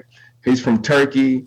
He talks about a bunch of political stuff, and on his shoes, he's been putting stuff about LeBron and Nike, right? So last game they played against LeBron and them, and they beat him by like 30. And he had these shoes that's like LeBron is Nike's king, but what about his people? So do you think it's fair for somebody outside of the black culture to comment on how somebody's dealing with the black culture? No, they shouldn't have no say on that at all. I mean, Mm. it's the sticky I situation mean, it can't. because What I can say is, it don't even matter because you comment on this shit, yeah, and that's just that's being real. right. You know what I'm saying? So why does it matter? Who comment on what? You know what I'm saying? Yeah. At the Well, end of the minorities, it don't matter. now why I asked that is because of like because what that dude is saying, and he like I say he's Turkish. He's like the way that you make money affects people over here, and you kind of shitting on them to get your money, but then you telling everybody else to look at your people and cut for them.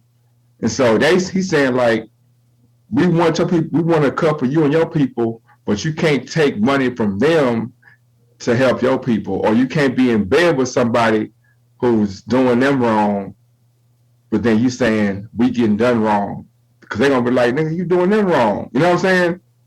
Okay, I get what So you're saying. how you gonna point the finger at the U.S.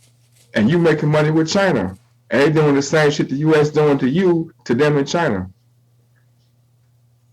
Yeah, you're right. So yeah, I mean, like I said, it's a sticky situation because you wouldn't want somebody like that to be able to tell you some shit like that. But if they Yeah. can't, then that's a different subject. If you could just take that and mm, I used to so I used to go to like we used to have tournaments in Alexandria or New Orleans or in New Orleans, and it's like you would go to schools, and in the middle of the game something would happen, and like normally you hear like yeah yeah you see like ooh, but then in New Orleans like a shot get blocked, now you hear it's wah.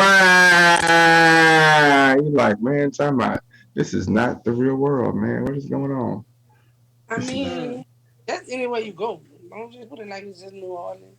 Yeah, well, in Louisiana, like I go to Boston and something happens, you hear like clapping or like hoo hoo hoo hoo or like ooh, but New Orleans is like wow every It's something time. we used to already, man. I done been to DJs and stuff.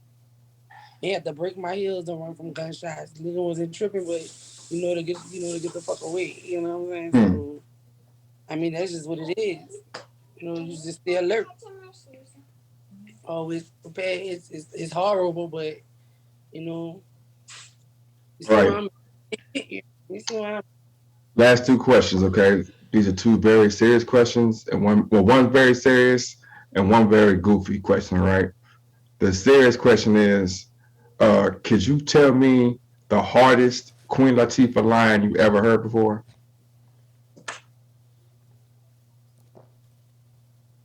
Mm. You got me thinking. UNITY. Yeah, that's all. That's all I can think Can you tell me the hardest boss line you ever heard? Oh, the Rebel Boss. Yeah. Yeah. Dang, I can't even remember that one song she had. What was Damn, if I had glasses, I'd take them off and do what you just did, Bug. You know, I'm not gonna be the Okay. hater that you are. Okay. The second not so serious question because the ant. old too, by the way. Huh? So I'm not that old. Well, hold Neither. on. What you mean not that old? How old you think you got to be to know Queen Latifah and Boss lyrics? I mean, 22. How old do you think I am? Oh no, time out. How old do you think Boogie is? Why is my age always Nah, come because up, I man? really want to know a question. How old do you think I Boogie know, is? I know Boogie by 50. 50? How old do you think I 50? am? Oh, you think about like what, 28, 29, 30. Yeah, I'm 30. Oh nah, come on. Yeah. Appreciate you, Miss This Jack. nigga got a whole snow forest in his face, man. I appreciate you, Hold Miss on, Jack. like, Hey, look, Miss People Jackie, had you grown at a young age. Miss I Juice know with Jackie, plenty of y'all. you good. You good with me. We 100. man, this nigga's in his late 40s. But Late 40s. Nah, oh, I'm keep it sorry, a mid buck. 40s. Mid 40s, no, sir. I just I got don't one. use Beijing, my nigga. Either do I, man. Look, see, it's all It there. ain't no, Um, bro. It ain't no way you have not a gray in your beard, my nigga. I know how old you are, and I know you got 2 birth certificates, one He for the probably U.S. and one for did. Uganda. you see, and he said he ain't a snitch, but he be telling all the business, man. Like he be he putting I told everything you, bro. out there. I don't live the street life. I'm a square nigga, bro. If you break in my house, I'm gonna call the police after I shoot you. Okay, so the second question is Donda or CLB?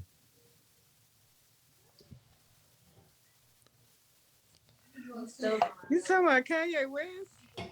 Yeah. He is. I like how she said that too. She laughing. Cause or who? Or Drake?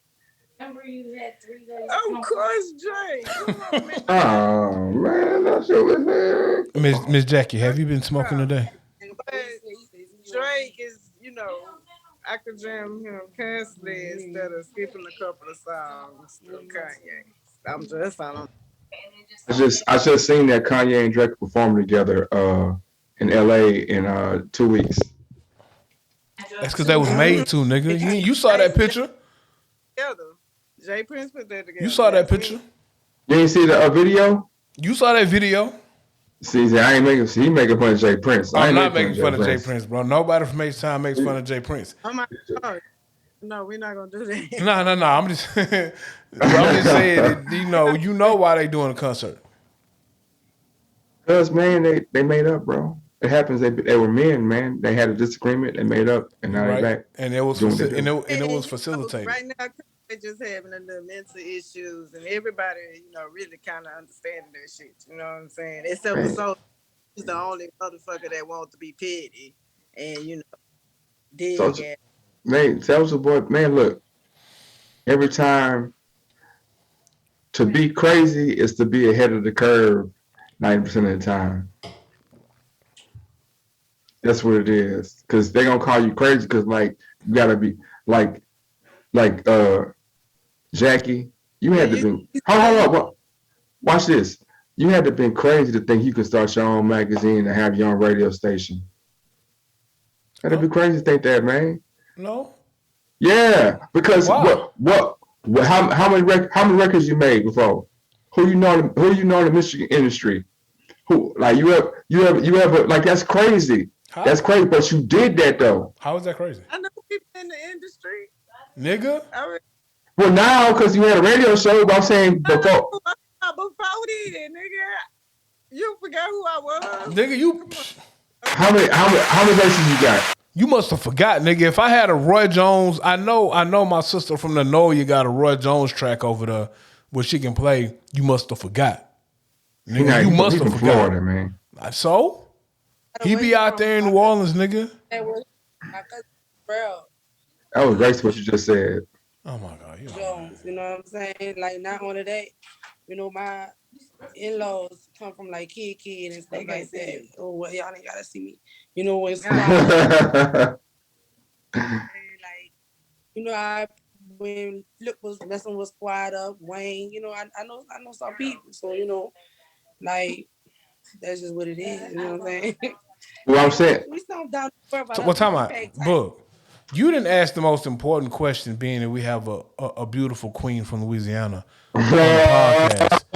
And you want to know what the most important question is you didn't ask? what was that? No limit of cash money. Mm. Ooh. Mm. Ooh. Can I Mm, can I mm. step with that? Like can I put it like a Damn, that's a like hard one right there. cutthroat committee in it?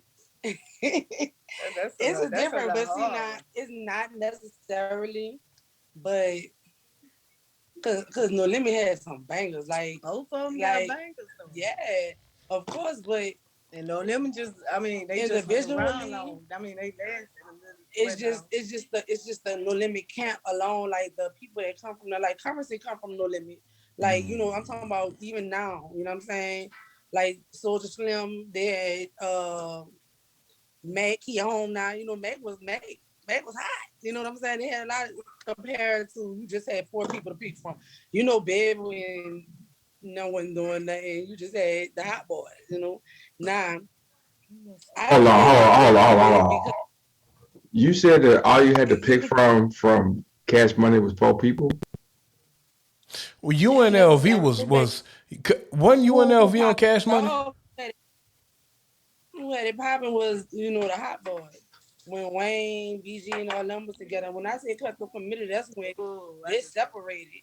And you got like C Murder, Soldier Slim, you got, BG, you got different people now. You What know what I'm about saying? OFTB and Who you oh, say? what's OFTB? Who else was it? It was somebody else. Oh, what about Young Money, Cash Money? What about Drake Young and Nicki Money Cash Minaj? different from when you said Cash Money and No Limit. yeah. Yeah, yeah. We ain't talking Because about Yeah. young both of money. them I'm went talking about cash money, no limit. right. I'm talking You about won't talk about that. He talking about regular cash I'm money. talking about regular cash money. Do Yeah, you yeah. like cash money? You down man and fresh? I'm talking about that cash money, my nigga. Oh, I mean, you got with Soldier Slim, right? Huh? Yeah, Soldier Slim. He ended up on Cash Money. That's where he left. That's where he was when he left. Did it. Him, they came together and did their own thing. Him, C Murder, and BG, they did their own thing. Yeah, that's Cash Uh, Money. Well, no, okay, you're right. That's both. I don't know, They, but they a weren't even fiend. no ties with Cash Money or No Limit. They was their own committee. So it was Cutthroat committee. Soldier Slim, C Murder, and BG was their own That, entity away from the two labels. yeah. I ain't never know So that. yeah, and it's a lot of beef behind all that. I ain't gonna speak on that because that's like deep. You know what I'm saying? For our city. Now, question. Thank you. Why is it beef, man? She just told you she I wasn't gonna say it's speak on it. No. I say But hypothetically speaking, what could we be mad about us making records? it ain't even about the records. That's not like see you gotta it's not see this that these people rapping in the city, they really living like that. You know what I'm saying? New Orleans is a ballroom, a graveyard, or you gonna end up in jail. You gotta know how to move out there. It's small and it's big with a lot of people. So you know what I'm saying? At the end of the day, like it's deeper than just rap. Nah, you know what I'm saying? It's But deeper than that okay, because now they street but shit. It's different. but so if okay, so why am I rapping? It depends on what you rap, man. Or what you talking about rap. You could No, be why am I rapping? Am I rapping because I want to stay in the streets, or because I'm rapping because I want to make clean money? it's a difference in the city, and you rapping because you're trying to get out. But in New Orleans, Yeah, it's always been a struggle for people to get out of New Orleans. You know what I'm saying? And like yeah. But you now, didn't. But you saying it's a struggle is one thing. I respect that. But the whole entire the entire reason why I'm rapping is to get out the struggle. So once I start rapping, that is the indicator to everybody that hey, I'm rapping now. So if That's you want not. to That's have a not true. problem with me, the problem should be with rap. That's not true. Because I'm not doing. I know. I know it's not true. But I'm saying that that's what it should be. Yeah, Even by but a lot of these niggas still got one foot in, one foot out what though. So it was you more than said? just rap shit. Yeah, it's not. Yeah, they really speaking on what they live out there, man. You know how many underground artists we have in the city? I'm talking about man. These boys is spitting. We got females that's spitting. You feel what I'm saying? Like we have a lot of talent that's not leaving the city because they don't have the reach out. They don't have the the platform to do it, or they don't know how to do it. that's And every it's like city. That's every city. and you're right. It's every city, and that's why I support the Jews of the dump because we put that out there for a lot of people. Coming from wherever you come from, if you want to be part of the Jews, come through. So at the end of the day, man, is what these boys really living like that. They're not just rapping this. This ain't no gift rap, no serene rap, no gum rap. They rapping. They really seriously living like that. You know what I'm saying? From even the little boys. You got little boys out there. I'm talking about Tyler, damn the Tyler is that's spitting. You know what I'm saying? It's It, people you it, see on it every day. that's what I'm saying. But it all comes back to the same place for me. At the end of the day, if I'm in a bad situation and I'm trying to get out of the situation and I find a way to get out of the situation, like it's so many different words you can say for it, Why but you leave, really get out? That's what you're asking? I'm saying that it's discipline and it's discipline. Like if I'm rapping to make money, right? And Mm-hmm. so I ain't making enough money rapping. So I'm gonna go through this thing that I'm rapping to get out of. Like that's how like very that's hustling backwards, man. I mean, see, in the city, like anywhere, the system is made to keep the black people down. It is made to keep people down. So, You sure hear what I'm saying? It ain't a black thing or nothing. hear If me I out. if I'm trying to get if I'm trying to get out of something, if I'm saying, hey, if I'm any color person and I'm trying to get out of that, and so I'm trying to get out. So if I'm trying to get out of it, I can't go back to it. There's no way I can get out of this if I keep going back to it. So once I see something I can do, whether it be rapping, whether it be working at Walmart, whether it be I can't come to Walmart and have the same gangster ass mentality because I'm trying to get out of that.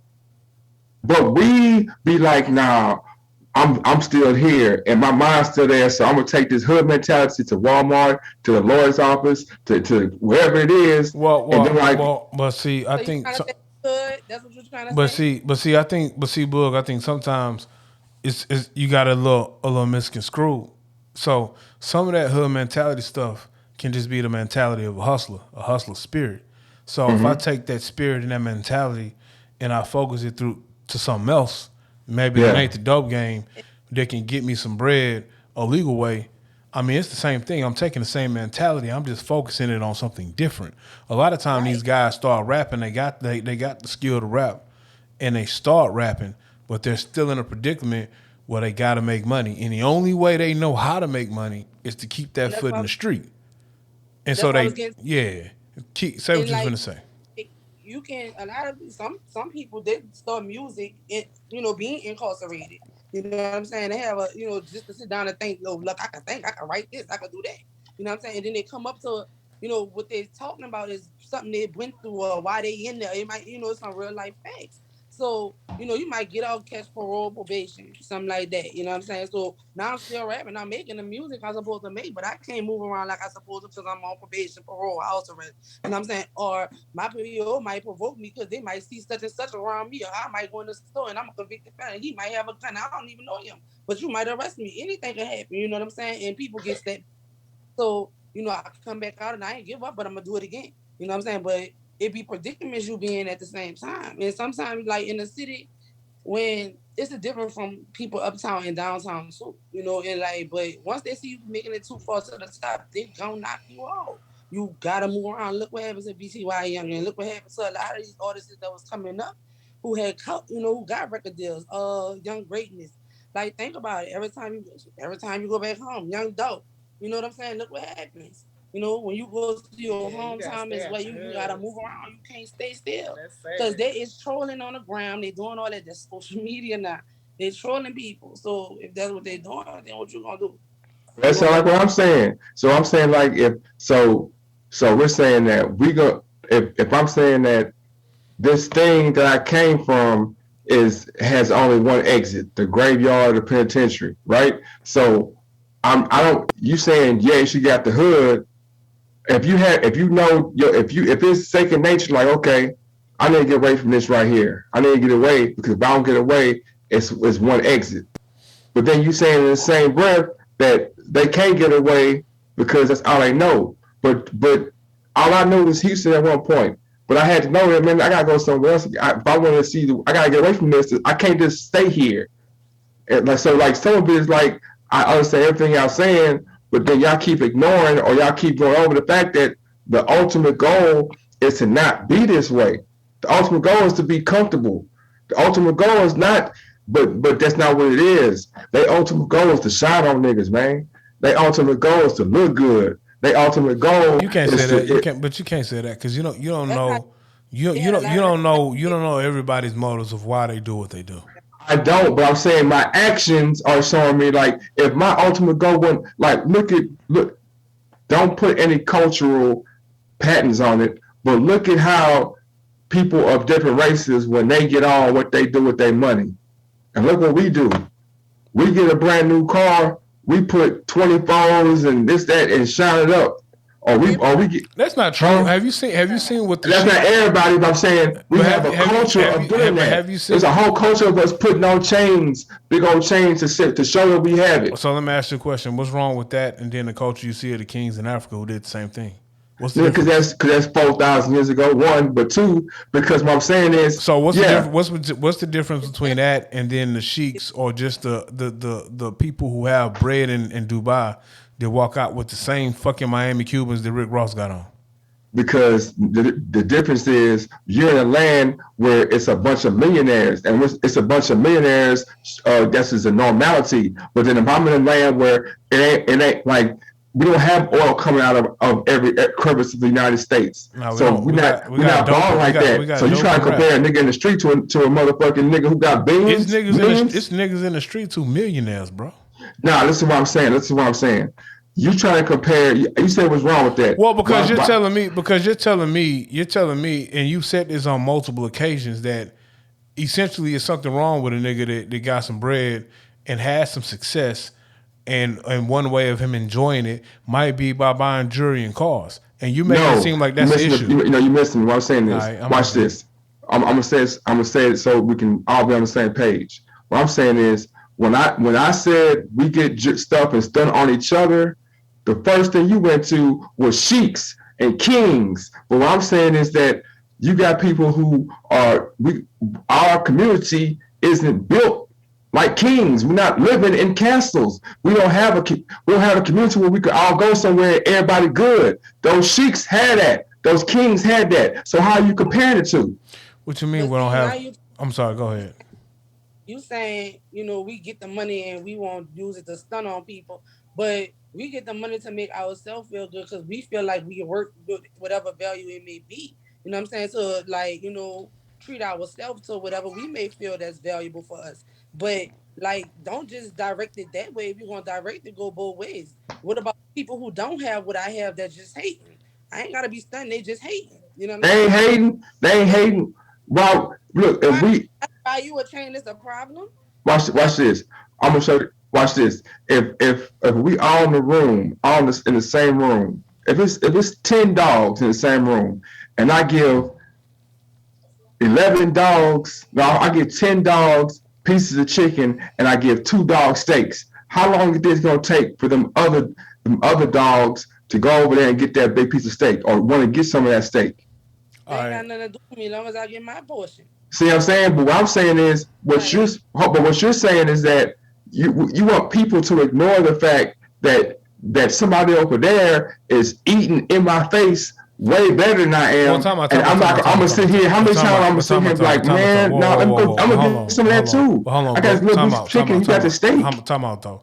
See, So, like, but just because, all right. So, if I'm a person over here, and Yeah. I bust my ass to get X, Y, and Z, Yeah. and the fruits of my labor have afforded me a certain lifestyle.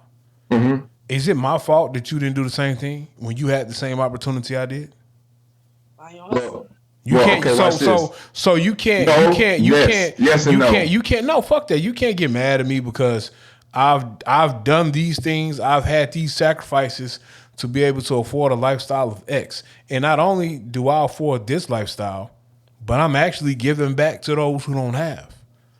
I still can't put on my piece of jewelry. I still can't go buy my sports car. I can't eat my steaks. Like, that's bullshit. Watch this. Watch this. Okay, so if you we've all had young people that in our care, our children, one of the two, right?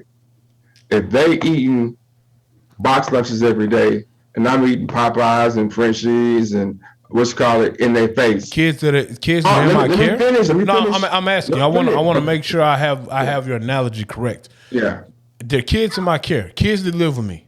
yeah, They're eating box lunches every day while I'm eating Papa Do's and Ruth Chris. Is that what you're trying to say?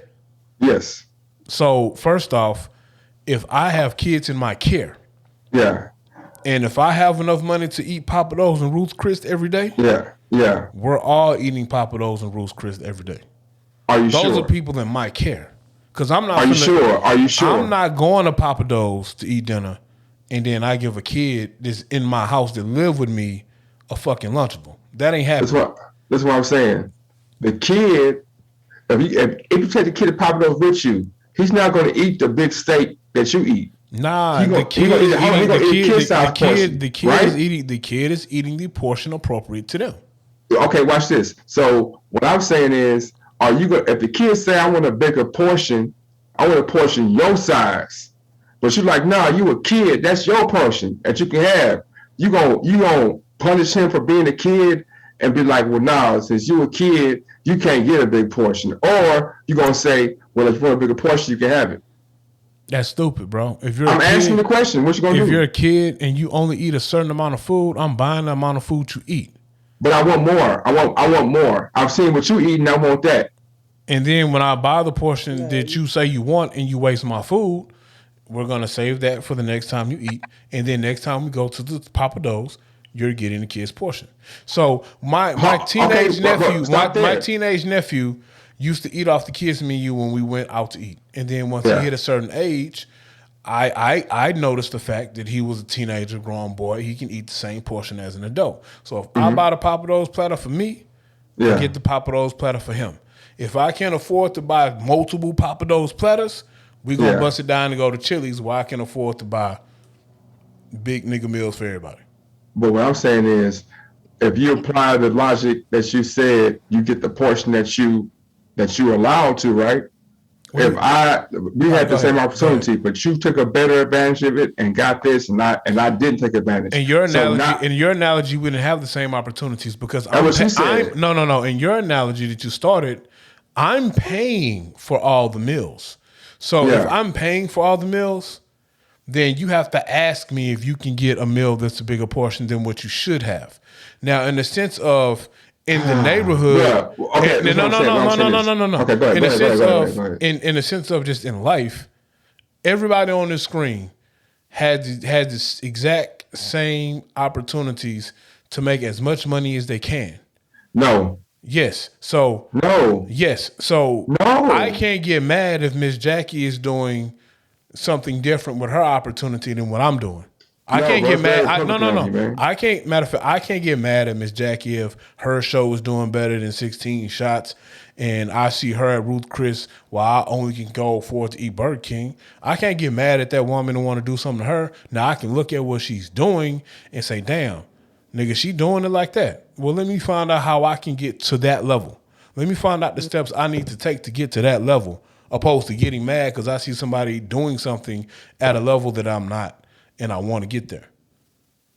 Okay, Yeah. I'm gonna show you 5 ways when you how that doesn't make sense. But I'm gonna say two. If How Miss that if watch this, if Miss Jackie has a funder who's funding all women potters, right? And so she gets a funder for all women potters, right? Whatever you want to do, you're not getting that funding that she's getting for women because you're a male potter, right? I'm not getting that So funding, yeah. but I can So go what I'm find saying, funding. huh? I So can what go I'm saying, find. what I I'm can saying, go find funding. so right in that one thing, there's when you break it down and say this one thing is different. No, bro. No, but we don't all That's have the stupid. same opportunity. That's stupid, bro. That's stupid. No. We don't all have. If we all had the same opportunity, bro, why would we even need it? We all have different experience, bro. Like there's things that happen to you in your life, in my life, in her life, in her life that we had no control over, and it affected the opportunity, man. But we all, It's but we all, but we all have opportunities to prosper in what we do. So because she's prospering in one avenue, I can't get mad and hate because she's doing it.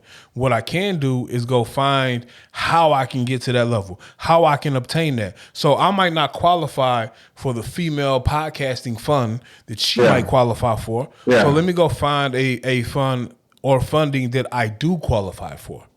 So, once again, and I'm not going to go way down this. I'm not going to go too deep in this, but all I'm saying is that if you think that everybody has the same opportunity and people just mess it up, or just that's not an accurate assumption of how life works. I mean, keep Like it a there are buck. so many things that keep it a No. buck. Keep it a buck. I'm a black man, so I know for a fact that in corporate America, in the avenue in which I operate in on a daily basis, I do not have the same starting place as all of my counterparts. Exactly. With that being said, I don't make any excuses for anything because I might It's not not. have. Well, stop. But see, you added something. You added something. Who said excuse? Listen to what I'm saying. While I might not have the same starting point, and Yeah. they may have started in front of me, Yeah. there are avenues that I can go down to be successful. And I might have Question. to work a little bit harder. I might have to find more avenues to get to the point where I'm trying to get to, but I still Okay. can get to said point. Okay, question then. Why are there more white people in higher positions that have the head start than black people? Because if we all have the same equal opportunity, then all the hardworking black people should be successful, right? You didn't hear what I just said, did you? I asked you a question. You said, "Yeah, I gotta work harder." So all the hardworking black people should be ahead. Because all you gotta do is work harder. I mean, life is in stages, so I'm working harder. So yes, I am in front of some of my white counterparts that feel like they should be ahead of me, but I had to work harder. I had to do some things they didn't do. I didn't get a cosign from a family member who was a VP, or I didn't get a cosign from a friend who has a father who runs the company. I got the cosign because of the work I put in, and it was noticed. And how many black counterparts do you have compared to the white counterparts? Why are there more white people in every industry, not just yours? Because I'm not disagreeing with your theory that we have to work harder, but I'm saying that is not a prerequisite to success. You can work harder and do everything right and still hit that glass ceiling because there is a glass ceiling. Until we as black people actually own some shit that can remove the glass ceiling, we're gonna have this struggle. But even black billionaires hit a glass ceiling when they're trying to buy things and make pathways for other minorities. So yes, there are things that do prohibit people, but I do believe on just a basic borderline, like I can't, if I sat back and said it ain't equal, we ain't start from the same starting position, Yeah. I wouldn't be where I'm at. So why would I not work hard and strive to get to where I want to be? If I see this guy who's a VP and I say Yeah. I want to be a VP of X, Y, and Z company, Yeah. how he got that? Well, I know he got that because he got a cosign from his uncle. I ain't got that cosign from his uncle. Yeah. But what I can do is work hard, put my name out there, show what I can do, show the things I bring, and then I find out the avenues I gotta hit, the benchmarks I gotta hit to get there. If I gotta have this degree or this certification, I go get those certifications. If I need this knowledge, I go get that knowledge. If I see I'm not gonna get there in this company, but that company over there promotes minorities, I'm gonna find out the qualifications I need to be over there, and then I'm gonna go over there. I'm gonna go make those friends. I'm gonna go make those partnerships. I'm gonna find out how to do it. I'm not gonna sit on my ass and be like, damn, I can't eat at Ruth's Chris because I don't do that. I wish I could do that. Let me go take that from that nigga. No, that's bullshit. Well, what I'm saying is, and I agree with that, but you're going from one extreme to the next. What I'm saying is That ain't no extreme. The one extreme is me doing nothing. The other extreme is me doing everything I can do. Those are extremes. What I'm saying is that if every person was an extreme, then everybody would be uber successful. The life we live in is not black and white. It's a little bit of black, a little bit of white, and a whole bunch of gray. And every conversation of conflict we'll ever have is about the gray. I feel That's like what it's everything. about. I feel like everything I just told you was about operating in the gray. Because if I was speaking about operating in the black and white, I would just say, well, shit, I'm gonna do X, Y, and Z, and I should be where I need to be after doing X, Y, and Z. You literally said that you had to work harder than the next man on top of going from company to company that will allow you to come in. So what I'm saying is that even if it's you and it's 12.9 million black people, let's say it's 60-40 women, men, so that's 5 million black men. So how many of them 5 million black men are trying to get in that same spot as you? So not saying that anybody's more talented or less talented. I'm just saying that it's more people vying for these small spots because, like you said, we don't own anything. And what I'm saying is it starts at the bottom. If we have an understanding that we're supposed to be together and supposed to work for each other and not backbite or be just and all these, that's where it starts, because the billionaire is going to have problems too. Just like if the billionaire is having the same problem that the broke nigga having, that means the whole structure's fucked up. You can't say, well, the billionaire can't. You said it yourself. Even the billionaire having problems doing this because he's getting blocked. Well, if the billionaire has the backing of his people, like the other billionaires have, then it's not going to work. I don't need you. I don't need somebody to let me in. I'll be the person that let you in. But the people, like you said, I'm mad at him because he got better than me. Or I'm fighting to get in the spot because they own the companies, because we can't come together and build our own conglomerates. It's 100% us being together, saying, okay, you got this, I got that, you got that. We're going to build this. And no matter what happens, we're not going to mess this up. We're not going to fuck this up. I'm going to fuck with you at all costs. You're going to fuck with me. We're gonna move in group economics. I think Miss Jackie has some rebuttal, and then I got some rebuttal for that. What you finna say, Miss Jackie? Yeah. I wasn't finna say nothing. So look, in an example of what I think you're trying to say, Bug, this is my beef with the podcasting scene. You got Charlamagne the God and you got Joe Budden. Yeah. You can say maybe a year and a half ago, Charlamagne and Joe Budden was the biggest names in this podcasting scene we got. Mm-hmm. About the same time that Joe Budden dropped his network, Charlamagne dropped his. Around that same time they both dropped their networks, it seemed like Joe Budden's world started coming crashing down. Mm-hmm. And everybody outside of a couple of people who Joe helped get to the status they at, jumped ship and went to Charlamagne. Yeah.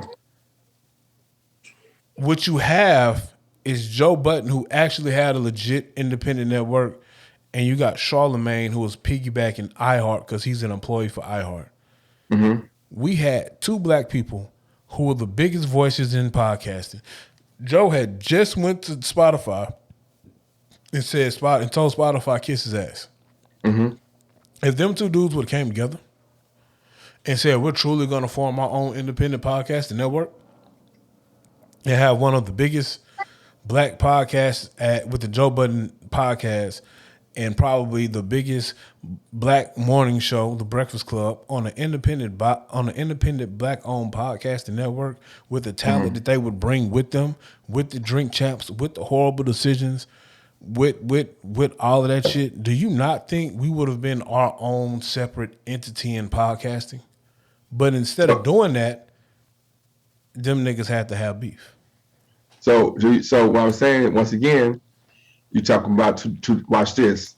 We can go all the way back to the beginning of the conversation, and you're talking about somebody who never was really in. Well, he was like somebody who definitely leaves street shit. Joe Budden leaves street shit alone. He's from that. Yeah. He's from a background of being in the streets as far as someone who used drugs, sold drugs, dealt with gangsters, all that. Now he separates himself from that and gets away from that and talks not down on it, but talks about the perils of it. And you have Charlemagne, who all he does for the most part is promote bickering, street shit. He comments on street shit. Well, that's not true. I'm not gonna let you do that. What's the Breakfast Club, bro? The Breakfast Club, we talking about. How many times have the Breakfast Club tried to stop a beef before it started, or stop a beef when it's early? What they do is they report things when they start, let them get to their height, and then on the backside be like, I hope they stop doing that. But you gonna sensationalize all the shit that happens. So, man, it shit ain't hard to see, man. It's sensationalized. But moving past that, what I'm saying is, at the end of the day, it's more like we have to understand that the mentality of street shit or being street or getting it for the hood, that ain't never got us, it ain't got us nowhere but a bunch of hood shit, man. So it's always led to the same thing. It's been like, oh shit, so-and-so died. Oh shit, so-and-so got into a fight. So-and-so got stabbed. Like how many times do you hear about country artists doing 2 or 3 years for stabbing somebody or shooting somebody or getting into a gunfight or carrying? You think they all have guns? These are the most gun-tote motherfuckers in the world. They don't do weed and drugs and pills. It's a different life, but it's a different life though. What you mean? But because go ahead. I'm sorry. Y'all go ahead. Say what you can say. I was just saying, like, them people partying when it comes down to them partying. They're getting drunk. They're getting fucked up. You know what I'm saying? Black people, they always, they observant. You know what I'm saying? They feel something flaky, they gonna move on something. So it's different. It's different because the mentality's different. Well, some of it is a systemic thing also, because you're dealing with, so hip hop is dealing with a lot of guys who are in the street business, and they use hip hop to clean up street money, and they also use it as an avenue to get out. But it's a lot of street business still being done under the disguise of hip hop. So that's why you have a lot of, I think, a lot of the bullshit in hip hop. And then you get some of these artists, like I know some of these artists really ain't as street as they saying they are, and they get caught up in trying to live through their lyrics, or they get caught up with funding the real street niggas that's giving them credibility, that's giving them the pass to walk through these hoods, and that's giving them the security. And they get caught up in the shit. Like, it ain't no reason why Fetty Wap going to jail for trafficking drugs, bro. But he is. John Rockefeller was trying to sell product to the South in the late 1800s. And he wondered, he's like, why are these Southern people, why are they so pale? I know I told the story before. They were like, well, let's find out why they pale. Did 17 different things about the eating, their lifestyle, found out they were going outside and shitting at the tree. And they were like, damn, that's what it is. They shitting by the tree. It's some kind of bug that's probably getting in their feet. How you going outside to shoot? You want your shoes on? No, I'm coming from the house shitting. They found a tapeworm, a special kind of tapeworm. It was going into their feet after they shit, so they'll shit on one side of the tree, the tapeworm will come through the grass, come and get in their feet. So they figured, well, how far we got to put a shitting spot so that this tapeworm won't go? Found out it was 6 feet. The tapeworm would go as far as it would go 4 feet, 6 feet away. So what they do? They made these things called outhouses, and they were how deep were they? 6 feet deep. So now when they bury people, how far is it? 6 feet deep, because they know that those worms and those parasites, they can only travel 4 feet in the dirt or whatever, right? They understood that if there's something that's detrimental to me, I have to keep it a certain amount of distance away from me, or else it's going to kill me or make me sick. So once I'm dealing with this rap shit and I'm in some street shit, I have to understand that shit gotta be at least this far away from me, or it's gonna either kill me or make me sick. But I'm making money. I'm making money off of giving you a snapshot of these streets. It's going to I'm kill me or make me sick.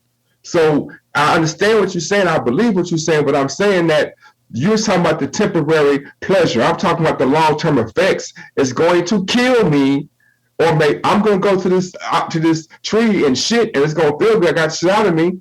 But if I don't do this the right way and keep coming back to the same spot and keep coming back here, and it's not right, it's going to kill me or make me sick. And we've seen it happen to Nipsey Hussle. We've seen it happen to Young Dolph. We've seen it happen to Big Mo. We've seen it, I mean Big Hawk. We've seen it happen to Mo 3. We've seen it happen to Tupac. We've seen it happen to, if I'm in these environments, it's going to kill me or make me sick. So how do we not understand? Okay, I can't do this. I know what I've been doing, but I can't keep doing that. I just can't. But my understanding, when you talk about Nipsey, when you talk about Young Dolph, I don't know about the Mo 3 character, but some of these dudes weren't doing street shit no more, bro. They were literally cleaning up their community. They were going back. They were cleaning up their community. You are the all people I think I would understand the importance of cleaning up said community, because you speak about how these guys ain't doing nothing in the community. So you're talking about two guys that got murdered who were heavily impacting their community in positive ways. And they were also, like Nipsey was calling people rats. Why I care if you a rat at this point? Am I still in this street shit? Am I still doing street shit? If you rat, you're not ratting on me, because I don't do. I'm cleaning the community up. So why am I care? Why do I care if you a rat or not? Why am I so? Is it so important for me to tell you I know you a rat? I can't speak on why I can't speak on the reasons that homie had an issue and told homie what he told him. Like, that's, like I said, bro, that ain't got nothing to do with it. Like, I can. It got everything to do with it, because if you just let him walk by, if you let him walk by and something to him, we ain't gotta have this whole conversation. If he just lets him walk by and go back to doing what he's doing, helping the community, that whole conversation don't even take place. Okay. He made it a point to tell him you a rat. Right. But then the results come out of him doing what, if you jump in the street shit and some street shit pop off, then we as a community be like, man, you shouldn't do Nipsey like that, man. And they shouldn't have. But damn, Nipsey jumped, like Wacko said, man, Nipsey didn't have to jump into that conversation like that. Who? Because when you jump in the street shit. Who did you just quote? Wack 100. Wack 100? Man, don't quote Wack 100 to me, bro. Well, he's streets to get. Because Wack 100 to be the main one saying don't do X, Y, and Z, but then he also be over here trying to call 21 Savage out to the square, bro. Like, if you're gonna be an OG and you trying to mold the hood to go in a better direction, then do that. But don't be on here on Clubhouse arguing with these young niggas, telling them to meet you on X, Y, and Z block, bro.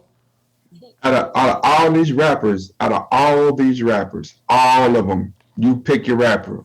The only rapper I know of whooping on some white boys was Tupac and Wack 100. The only rappers I can think of whooping on some white boys, Tupac shot the cops in Atlanta, and Wack 100 beat the white boys up. And name me a rapper that you've seen on camera or heard any on file fucking up some white boys. What they got to do with anything? I'm curious. I'm asking you a question. So, I'm asking what does that have to do with the white? What does that have to do with anything? So when you say you say about him arguing with 21 Savage, at the very least, He can say, nigga, I done heard you kill 100 niggas on the track, man. I ain't never seen folk with no white boys. And you talk like at the heart of it, man, the shit fake, man. So how can you say he faker than him? But he fake too. They both fake. If you saying Black 100 is fake, 21 Savage fake too. So let's shit. Let's handle it. We both fake, and I come with you real. I Now we saying I really never fake. said anybody was fake, bro. I'm saying fake. Oh, you saying they fake? Well, make Yeah, I'm sure you saying make sure you're saying people are fake. I didn't Yeah. say nobody was fake. I'm saying like I said, Miss I'm Jackie, sorry, Miss Jackie, how high are you? Hi. I just wanted to let you guys know that my phone is on low power. So I don't know. I throw a fake gang sign so I can be cool. What was that? I Mountain West? was trying to figure out like what was that? I don't know. He went on that whole rant, but he throwing up gang signs. But Yeah, that you know was what? a I'm joke. not even going. Oh, Thanks for coming on, Just Jackie. Tell people where they can find you at. What's the socials? me at Instagram at Miss Jackie O the Juice or at Juice with Jackie. Wah, Juice Magazine. wah. So is it like a tangible magazine? Like if I go to your website and subscribe, do I get like something in the mail or is it a digital magazine? It's a digital magazine, but you also get something in the mail too. Miss Jackie, where were you in like 2003? And this is a real question. Where were you at like in 2003, 2004? 2003, I was on Scott Missionary. I was on Scott Street. Was you like in school or was you like on the block? You know what I'm talking about? Pitching the moles. I wasn't on the block, but I had the apartment where you knock at the door 3 times and you could come get you an ace or a deuce. So look, like in 2003, 2004, I was on Black Planet and I started a digital magazine. It was called My Niggas Love Beef. Oh. And my okay. OGs at the time was like, say, man, we can't be on no motherfucking internet, bro. Man, these feds looking for me. I later found out the feds weren't looking for him. But look, what I'm saying is I started a digital magazine on Black Planet. It was Black Planet. Wasn't it Black Planet book? I don't know about the internet, man. Yeah. It was Black Black Planet. Planet, yeah. So if I find out that you ran up on my Black Planet page back in the day, Miss Jackie, you owe me $20. All right? No. No. Okay. All But right. no. I didn't even go on Black Planet. Ain't that something? I had one. That was my You first had email. one? See, she had one, so she saw it. I already know what's up. Yeah, she say. Yeah, she was You out there know. in You that know, nose, and she girl. was like, "What's this, baby?" Man. Wah. Okay. Y'all young ladies have a nice night. Thank y'all for coming on. Hold on. So can we get this is Juice with Jackie. I stopped it. Can we get a drop? This is Juice with Jackie with the 16 Shots podcast. And then you can say anything you want to say after that. And if you want to put in why in there, she can say something too, baby. Okay. Come on. All right. Are you ready? Ready? Go. Recording in progress. Hey, this is Just with Jackie, and I'm on the 16 Shots podcast. That's it. Recording stopped. All right, appreciate y'all, man. Once again, give us some claps, man. Give us some claps, man. I need you guys to edit that out. Edit what out? Oh, we got you, man. I don't know if you've seen the Facebook page, but you know. Oh, you know what? And I was looking for the other show and I couldn't find it, like the first one I was on. Yeah, it's on there. They'll be changing numbers, man. Huh? I don't change numbers. What are you talking about?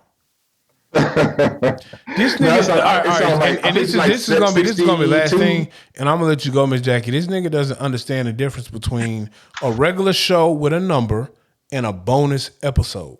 So I'll drop a regular show with a number, let's say number 23, and then we'll do another pod, and it'll be a bonus episode, and I will drop it, and it will say on Apple, on Spotify, on all that shit, bonus episode. This nigga counted. Oh, okay. And then he get mad at me. And then he tell me I can't count. Oh, Yeah. This is what I Accept got to no deal with on a daily responsibility. basis. And then accept no responsibility. Pass the yeah. buck. Yeah. Good night. All Hey, good right. night. Thank you. All right.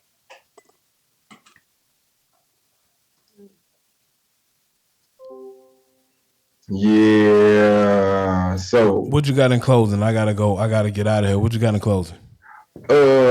man, you ever thought to yourself that I can't believe I'm here? Never. You never thought that? Come on, bro. We've had. I know it's been. I can know. I know one time when you couldn't believe you were here, Give man. it I to me was because I might have there. forgot. Give it to me. What was we doing? Okay, so we were circa 2007, 8. We're at the studio, late night, had some adult beverages. Speaking of which, I'm gonna go into like 12 tomorrow. Oh my goodness. Okay, so anyway, had some adult beverages, we chilling, and we just recording. Okay, we going to the house. Me and the King and Jason we were like, we're gonna do a little more adult activities. Pause, nothing silly, more herbal. And get a phone call. Hey man, somebody hit me head on, blah blah blah. Like, what? Hit you head on? Yeah, man. So we, hop in the Tahoe, man, and we speed out to Hearn Clark Road, man. Y'all didn't come out there that night.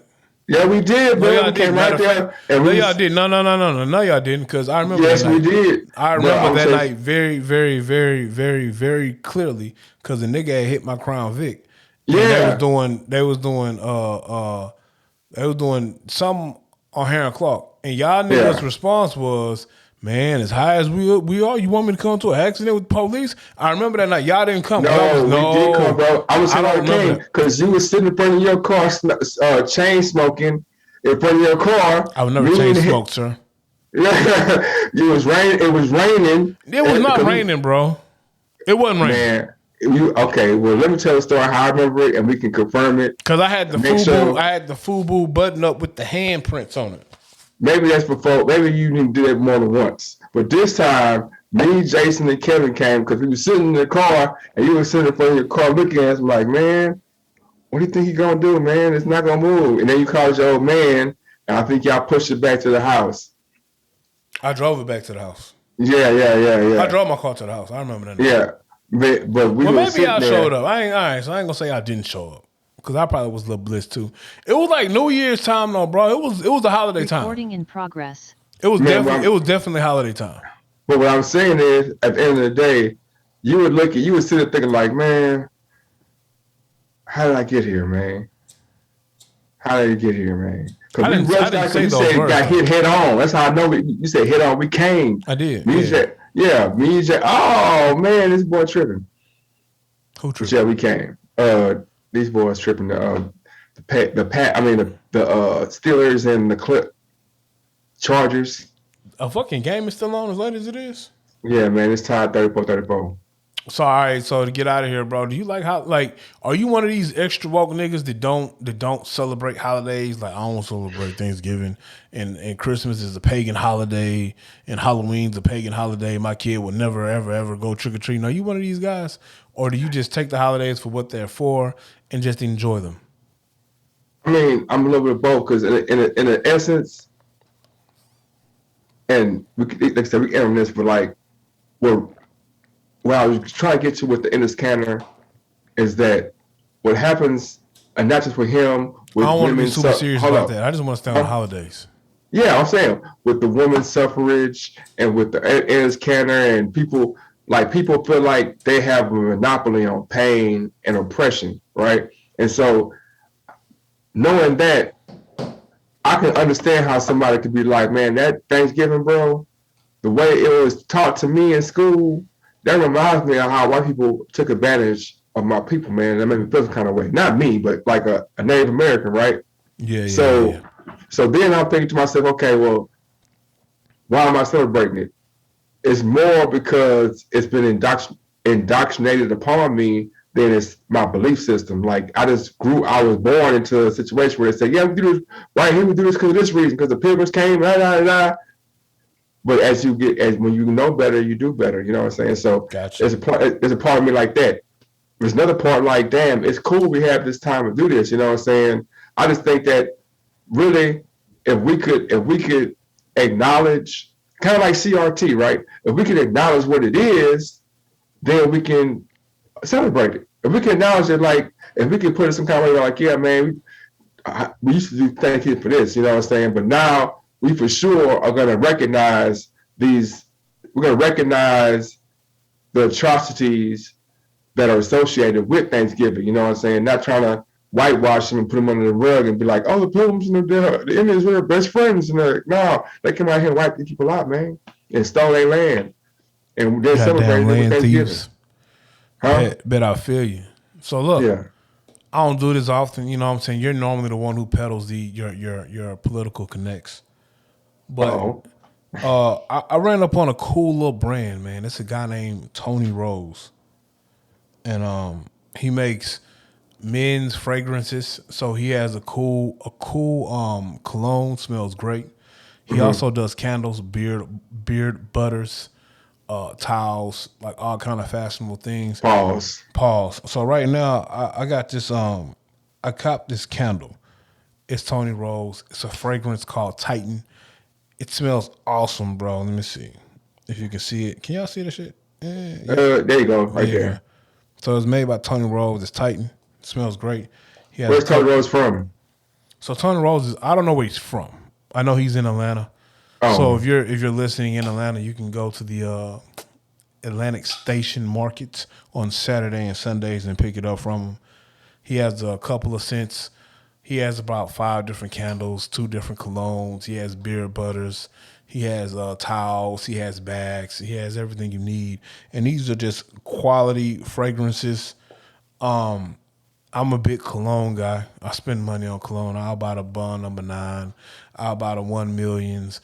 I'll buy your Dolce Gabbanas. I'll do all of that. I'll spend $120, $130 on some colognes. And I spent $80 on a cologne with Tony Rose. And it's awesome. It lasts longer than any designer cologne that I buy. So if you're one of these people like myself and Young James Boogie who like to buy black during the holiday seasons, if you can go to TonyRose.com, see what he got. He ships worldwide. We will throw the link in the bio. I'm sorry, not the bio. We'll throw the link in the description of today's pod, and you can check him out on IG and just see what his brand's about. Yeah. Did you get the film I sent you? I didn't get anything, kind sir. Check. I don't want to say your. I'll tell you after the pod. It went through there, but yeah, man, it's been another riveting 6 Shots podcast. I didn't ramble. 16 shots. You're not as drunk as you was the other night. I didn't slur. I didn't drink nothing. I drank like a little bit, but I had to do some editing. I bet you did. I had to do some editing. I bet you did. I didn't have to do a lot of editing. The most of the editing happened towards the end of the pod. So it wasn't that bad, but I definitely had to do some editing. So yeah, it's probably some great points that got pulled out. Like, that was a good point. There was no coherent parts that were great that got pulled out. It was a lot of yelling. It was a lot of bitch ass niggas on my part. Okay. I never said Oh, no, I definitely said some bitch ass niggas and some fuck yous and shut the fucks ups and all of them shits, bro. Yeah. I know. When I listened to it, I know where I go. But when I listened to it, I was like, there's parts of it that, like, I was thinking out loud sometimes. Like when he was talking, and I kept saying, that's what I'm saying. Like, I wasn't saying what he was saying was what I was saying, but the vibe, I could tell where he was going with it. And I was like, oh, that's what I'm saying, man. That's what I like. It's like a feeling of the conversation. Sometimes I think what you want to say and what comes out of 2 different things. I know this nigga Ben Roethlisberger arm is like, this nigga arm is so doo-doo, man. That nigga still playing? He's still the starting quarterback? Like this nigga throwing that hole with his elbow, man. He's still the starting quarterback? Yeah, man. And they tied with the Chargers in the 4th. He need to hang it up, bro. Ben has never been that quarterback, but whatever. So I this has wouldn't do that. been. I wouldn't say that. He got two rings, right? I mean, some of the niggas he was throwing to, I could have thrown to. Bro, you know what happened to me today, bro? And then we're gonna get out of What? here. You know, like I haven't Throwing the football. thrown a football or a baseball in a long time. And you know, we took Harlow to the dog park today. Well, to the regular park. Man, they tried to make me pay for a fucking dog park, bro. I was like, fuck you. So we went to a regular park for free. It's And I a was- scooper. Bro, I was playing fetch with the dog, bro. And so I get her little spiky ball we play with, and I chucked that Yeah. hoe, bro. And nigga, I thought my shoulder was gonna fall off. And then I like chunked that hoe too. I gave it everything, bro. And I feel like the ball didn't go as far as the pain in my shoulder said it went. Like the pain in my shoulder said I just chunked that hoe for like 40. But I think it only went 10. So you know what I'm saying? I've been in Atlanta 4 months now. And You ain't seen the gym. I ain't seen the gym. I gotta go. So this is what the problem is. Being in Houston, man, you got like choices. So you know, I had at one point I had a 24 and a Lifetime Fitness and a specialty gym membership, and I know I Yeah. still got a gut. I go lift weights, bro. I don't do the cardio I should, nigga. I use the gyms to lift weights and use like the facilities. Like if you ever been to Lifetime, bro. What should I go piss? Nah, like Lifetime got a fire. Lifetime got like fire hot tubs. Like Lifetime's like a resort, my nigga. He got like a fire, you know, like hot tub. And I like the steam room, bro. I like to go into the steam room and get the toxins out. I ain't gonna say what you just said. You just like to go in the steam rooms. And get the But, toxins out, bro. In the sauna type situations. Lifetime fire, bro. How much? Like Lifetime kind of pricey though, ain't it? Yes, but I ain't got no kids. But it is kind of pricey. So when I had Lifetime, I had like a discount through the job. But Oh, okay. I'm gonna say because I was the only reason I go to Lifetime one because they kind of far from me. they are far But I out. was- But see, I was Yeah. actually staying a little far out. I was Yeah. driving like 20 minutes to get there. But you know, but now it's like my only choice is a specialty gym or fucking Planet Fitness. Planet Fitness ain't bad, man. No gym, but it ain't bad. What you mean ain't no? Oh, it ain't like no basketball court. It ain't bad. They got all the equipment. And I don't need no basketball court, nigga. You know that you honestly, and not even about no hooping, but the best thing about the basketball gym and the weight room place is that after you lift, you can just go shoot, and it's like stretching. You know what I'm saying? You can go shoot for like 5-10 minutes, and it's stretching. You know what I'm saying? You go dribble a little bit. Especially if you do arms, you know, or if you do legs. You know what I'm saying? You shoot, you get loose, and then like, because you're supposed to stretch before and after. Yeah. You know what I'm saying? But most people don't stretch after. They go lay down or do a cool down. But it's like a more fun cool down. Hey, to be honest with you, when I was at 24, in Lifetime, I would work out, and then after I worked out, I would go hit the gym, like the basketball court up, because you know what I'm saying. Some days you'll walk in there and it'll be like, you know, you'll get your little NBAers in the off season hooping. Yeah. But then you could actually see like some just good young talent, bro. Like, in there working out, bro. And you know, I like sports. I like to watch sports, so it's refreshing to just walk in a gym and see some young dudes hooping or young ladies hooping, bro, and just seeing new talent. Like, damn, these young niggas. Like when you watch the NBA on TV or the NCAA, like you'll see, you know, like Russell Westbrook dunking on a nigga, and it's cool. Yeah. But if you're like at a gym and you just see somebody just rise up and dunk, like that shit different because I'm on the court level. Yeah. You know what I'm saying? And it's a little more raw too because you go to the gym, you know. It's all ego. It's like, nigga, fuck you, and somebody bang on you. You know what I'm saying? To be honest, that's where I got that's racist from. Man. I used to go to the LA Fitness off Heights, and there's this young cat, man. He used to always say, "Man, it's racist, man. Like everything he would say, that was racist, man." I was like, that's funny because it's ironic. You know what I'm saying? That's really how we are. Like everything is racist. So he took it to the extreme. Like if we call it like foul, like foul, oh, it's racist. Oh, so he was like, Hughley. I got you. Yeah. But if whatever happened, if you got picked up, you picked me first. That's racist. That's racist. You know what I'm saying? But anyway, Well, this has been another 16 Shots podcast with Young James Boogie, AR Dub.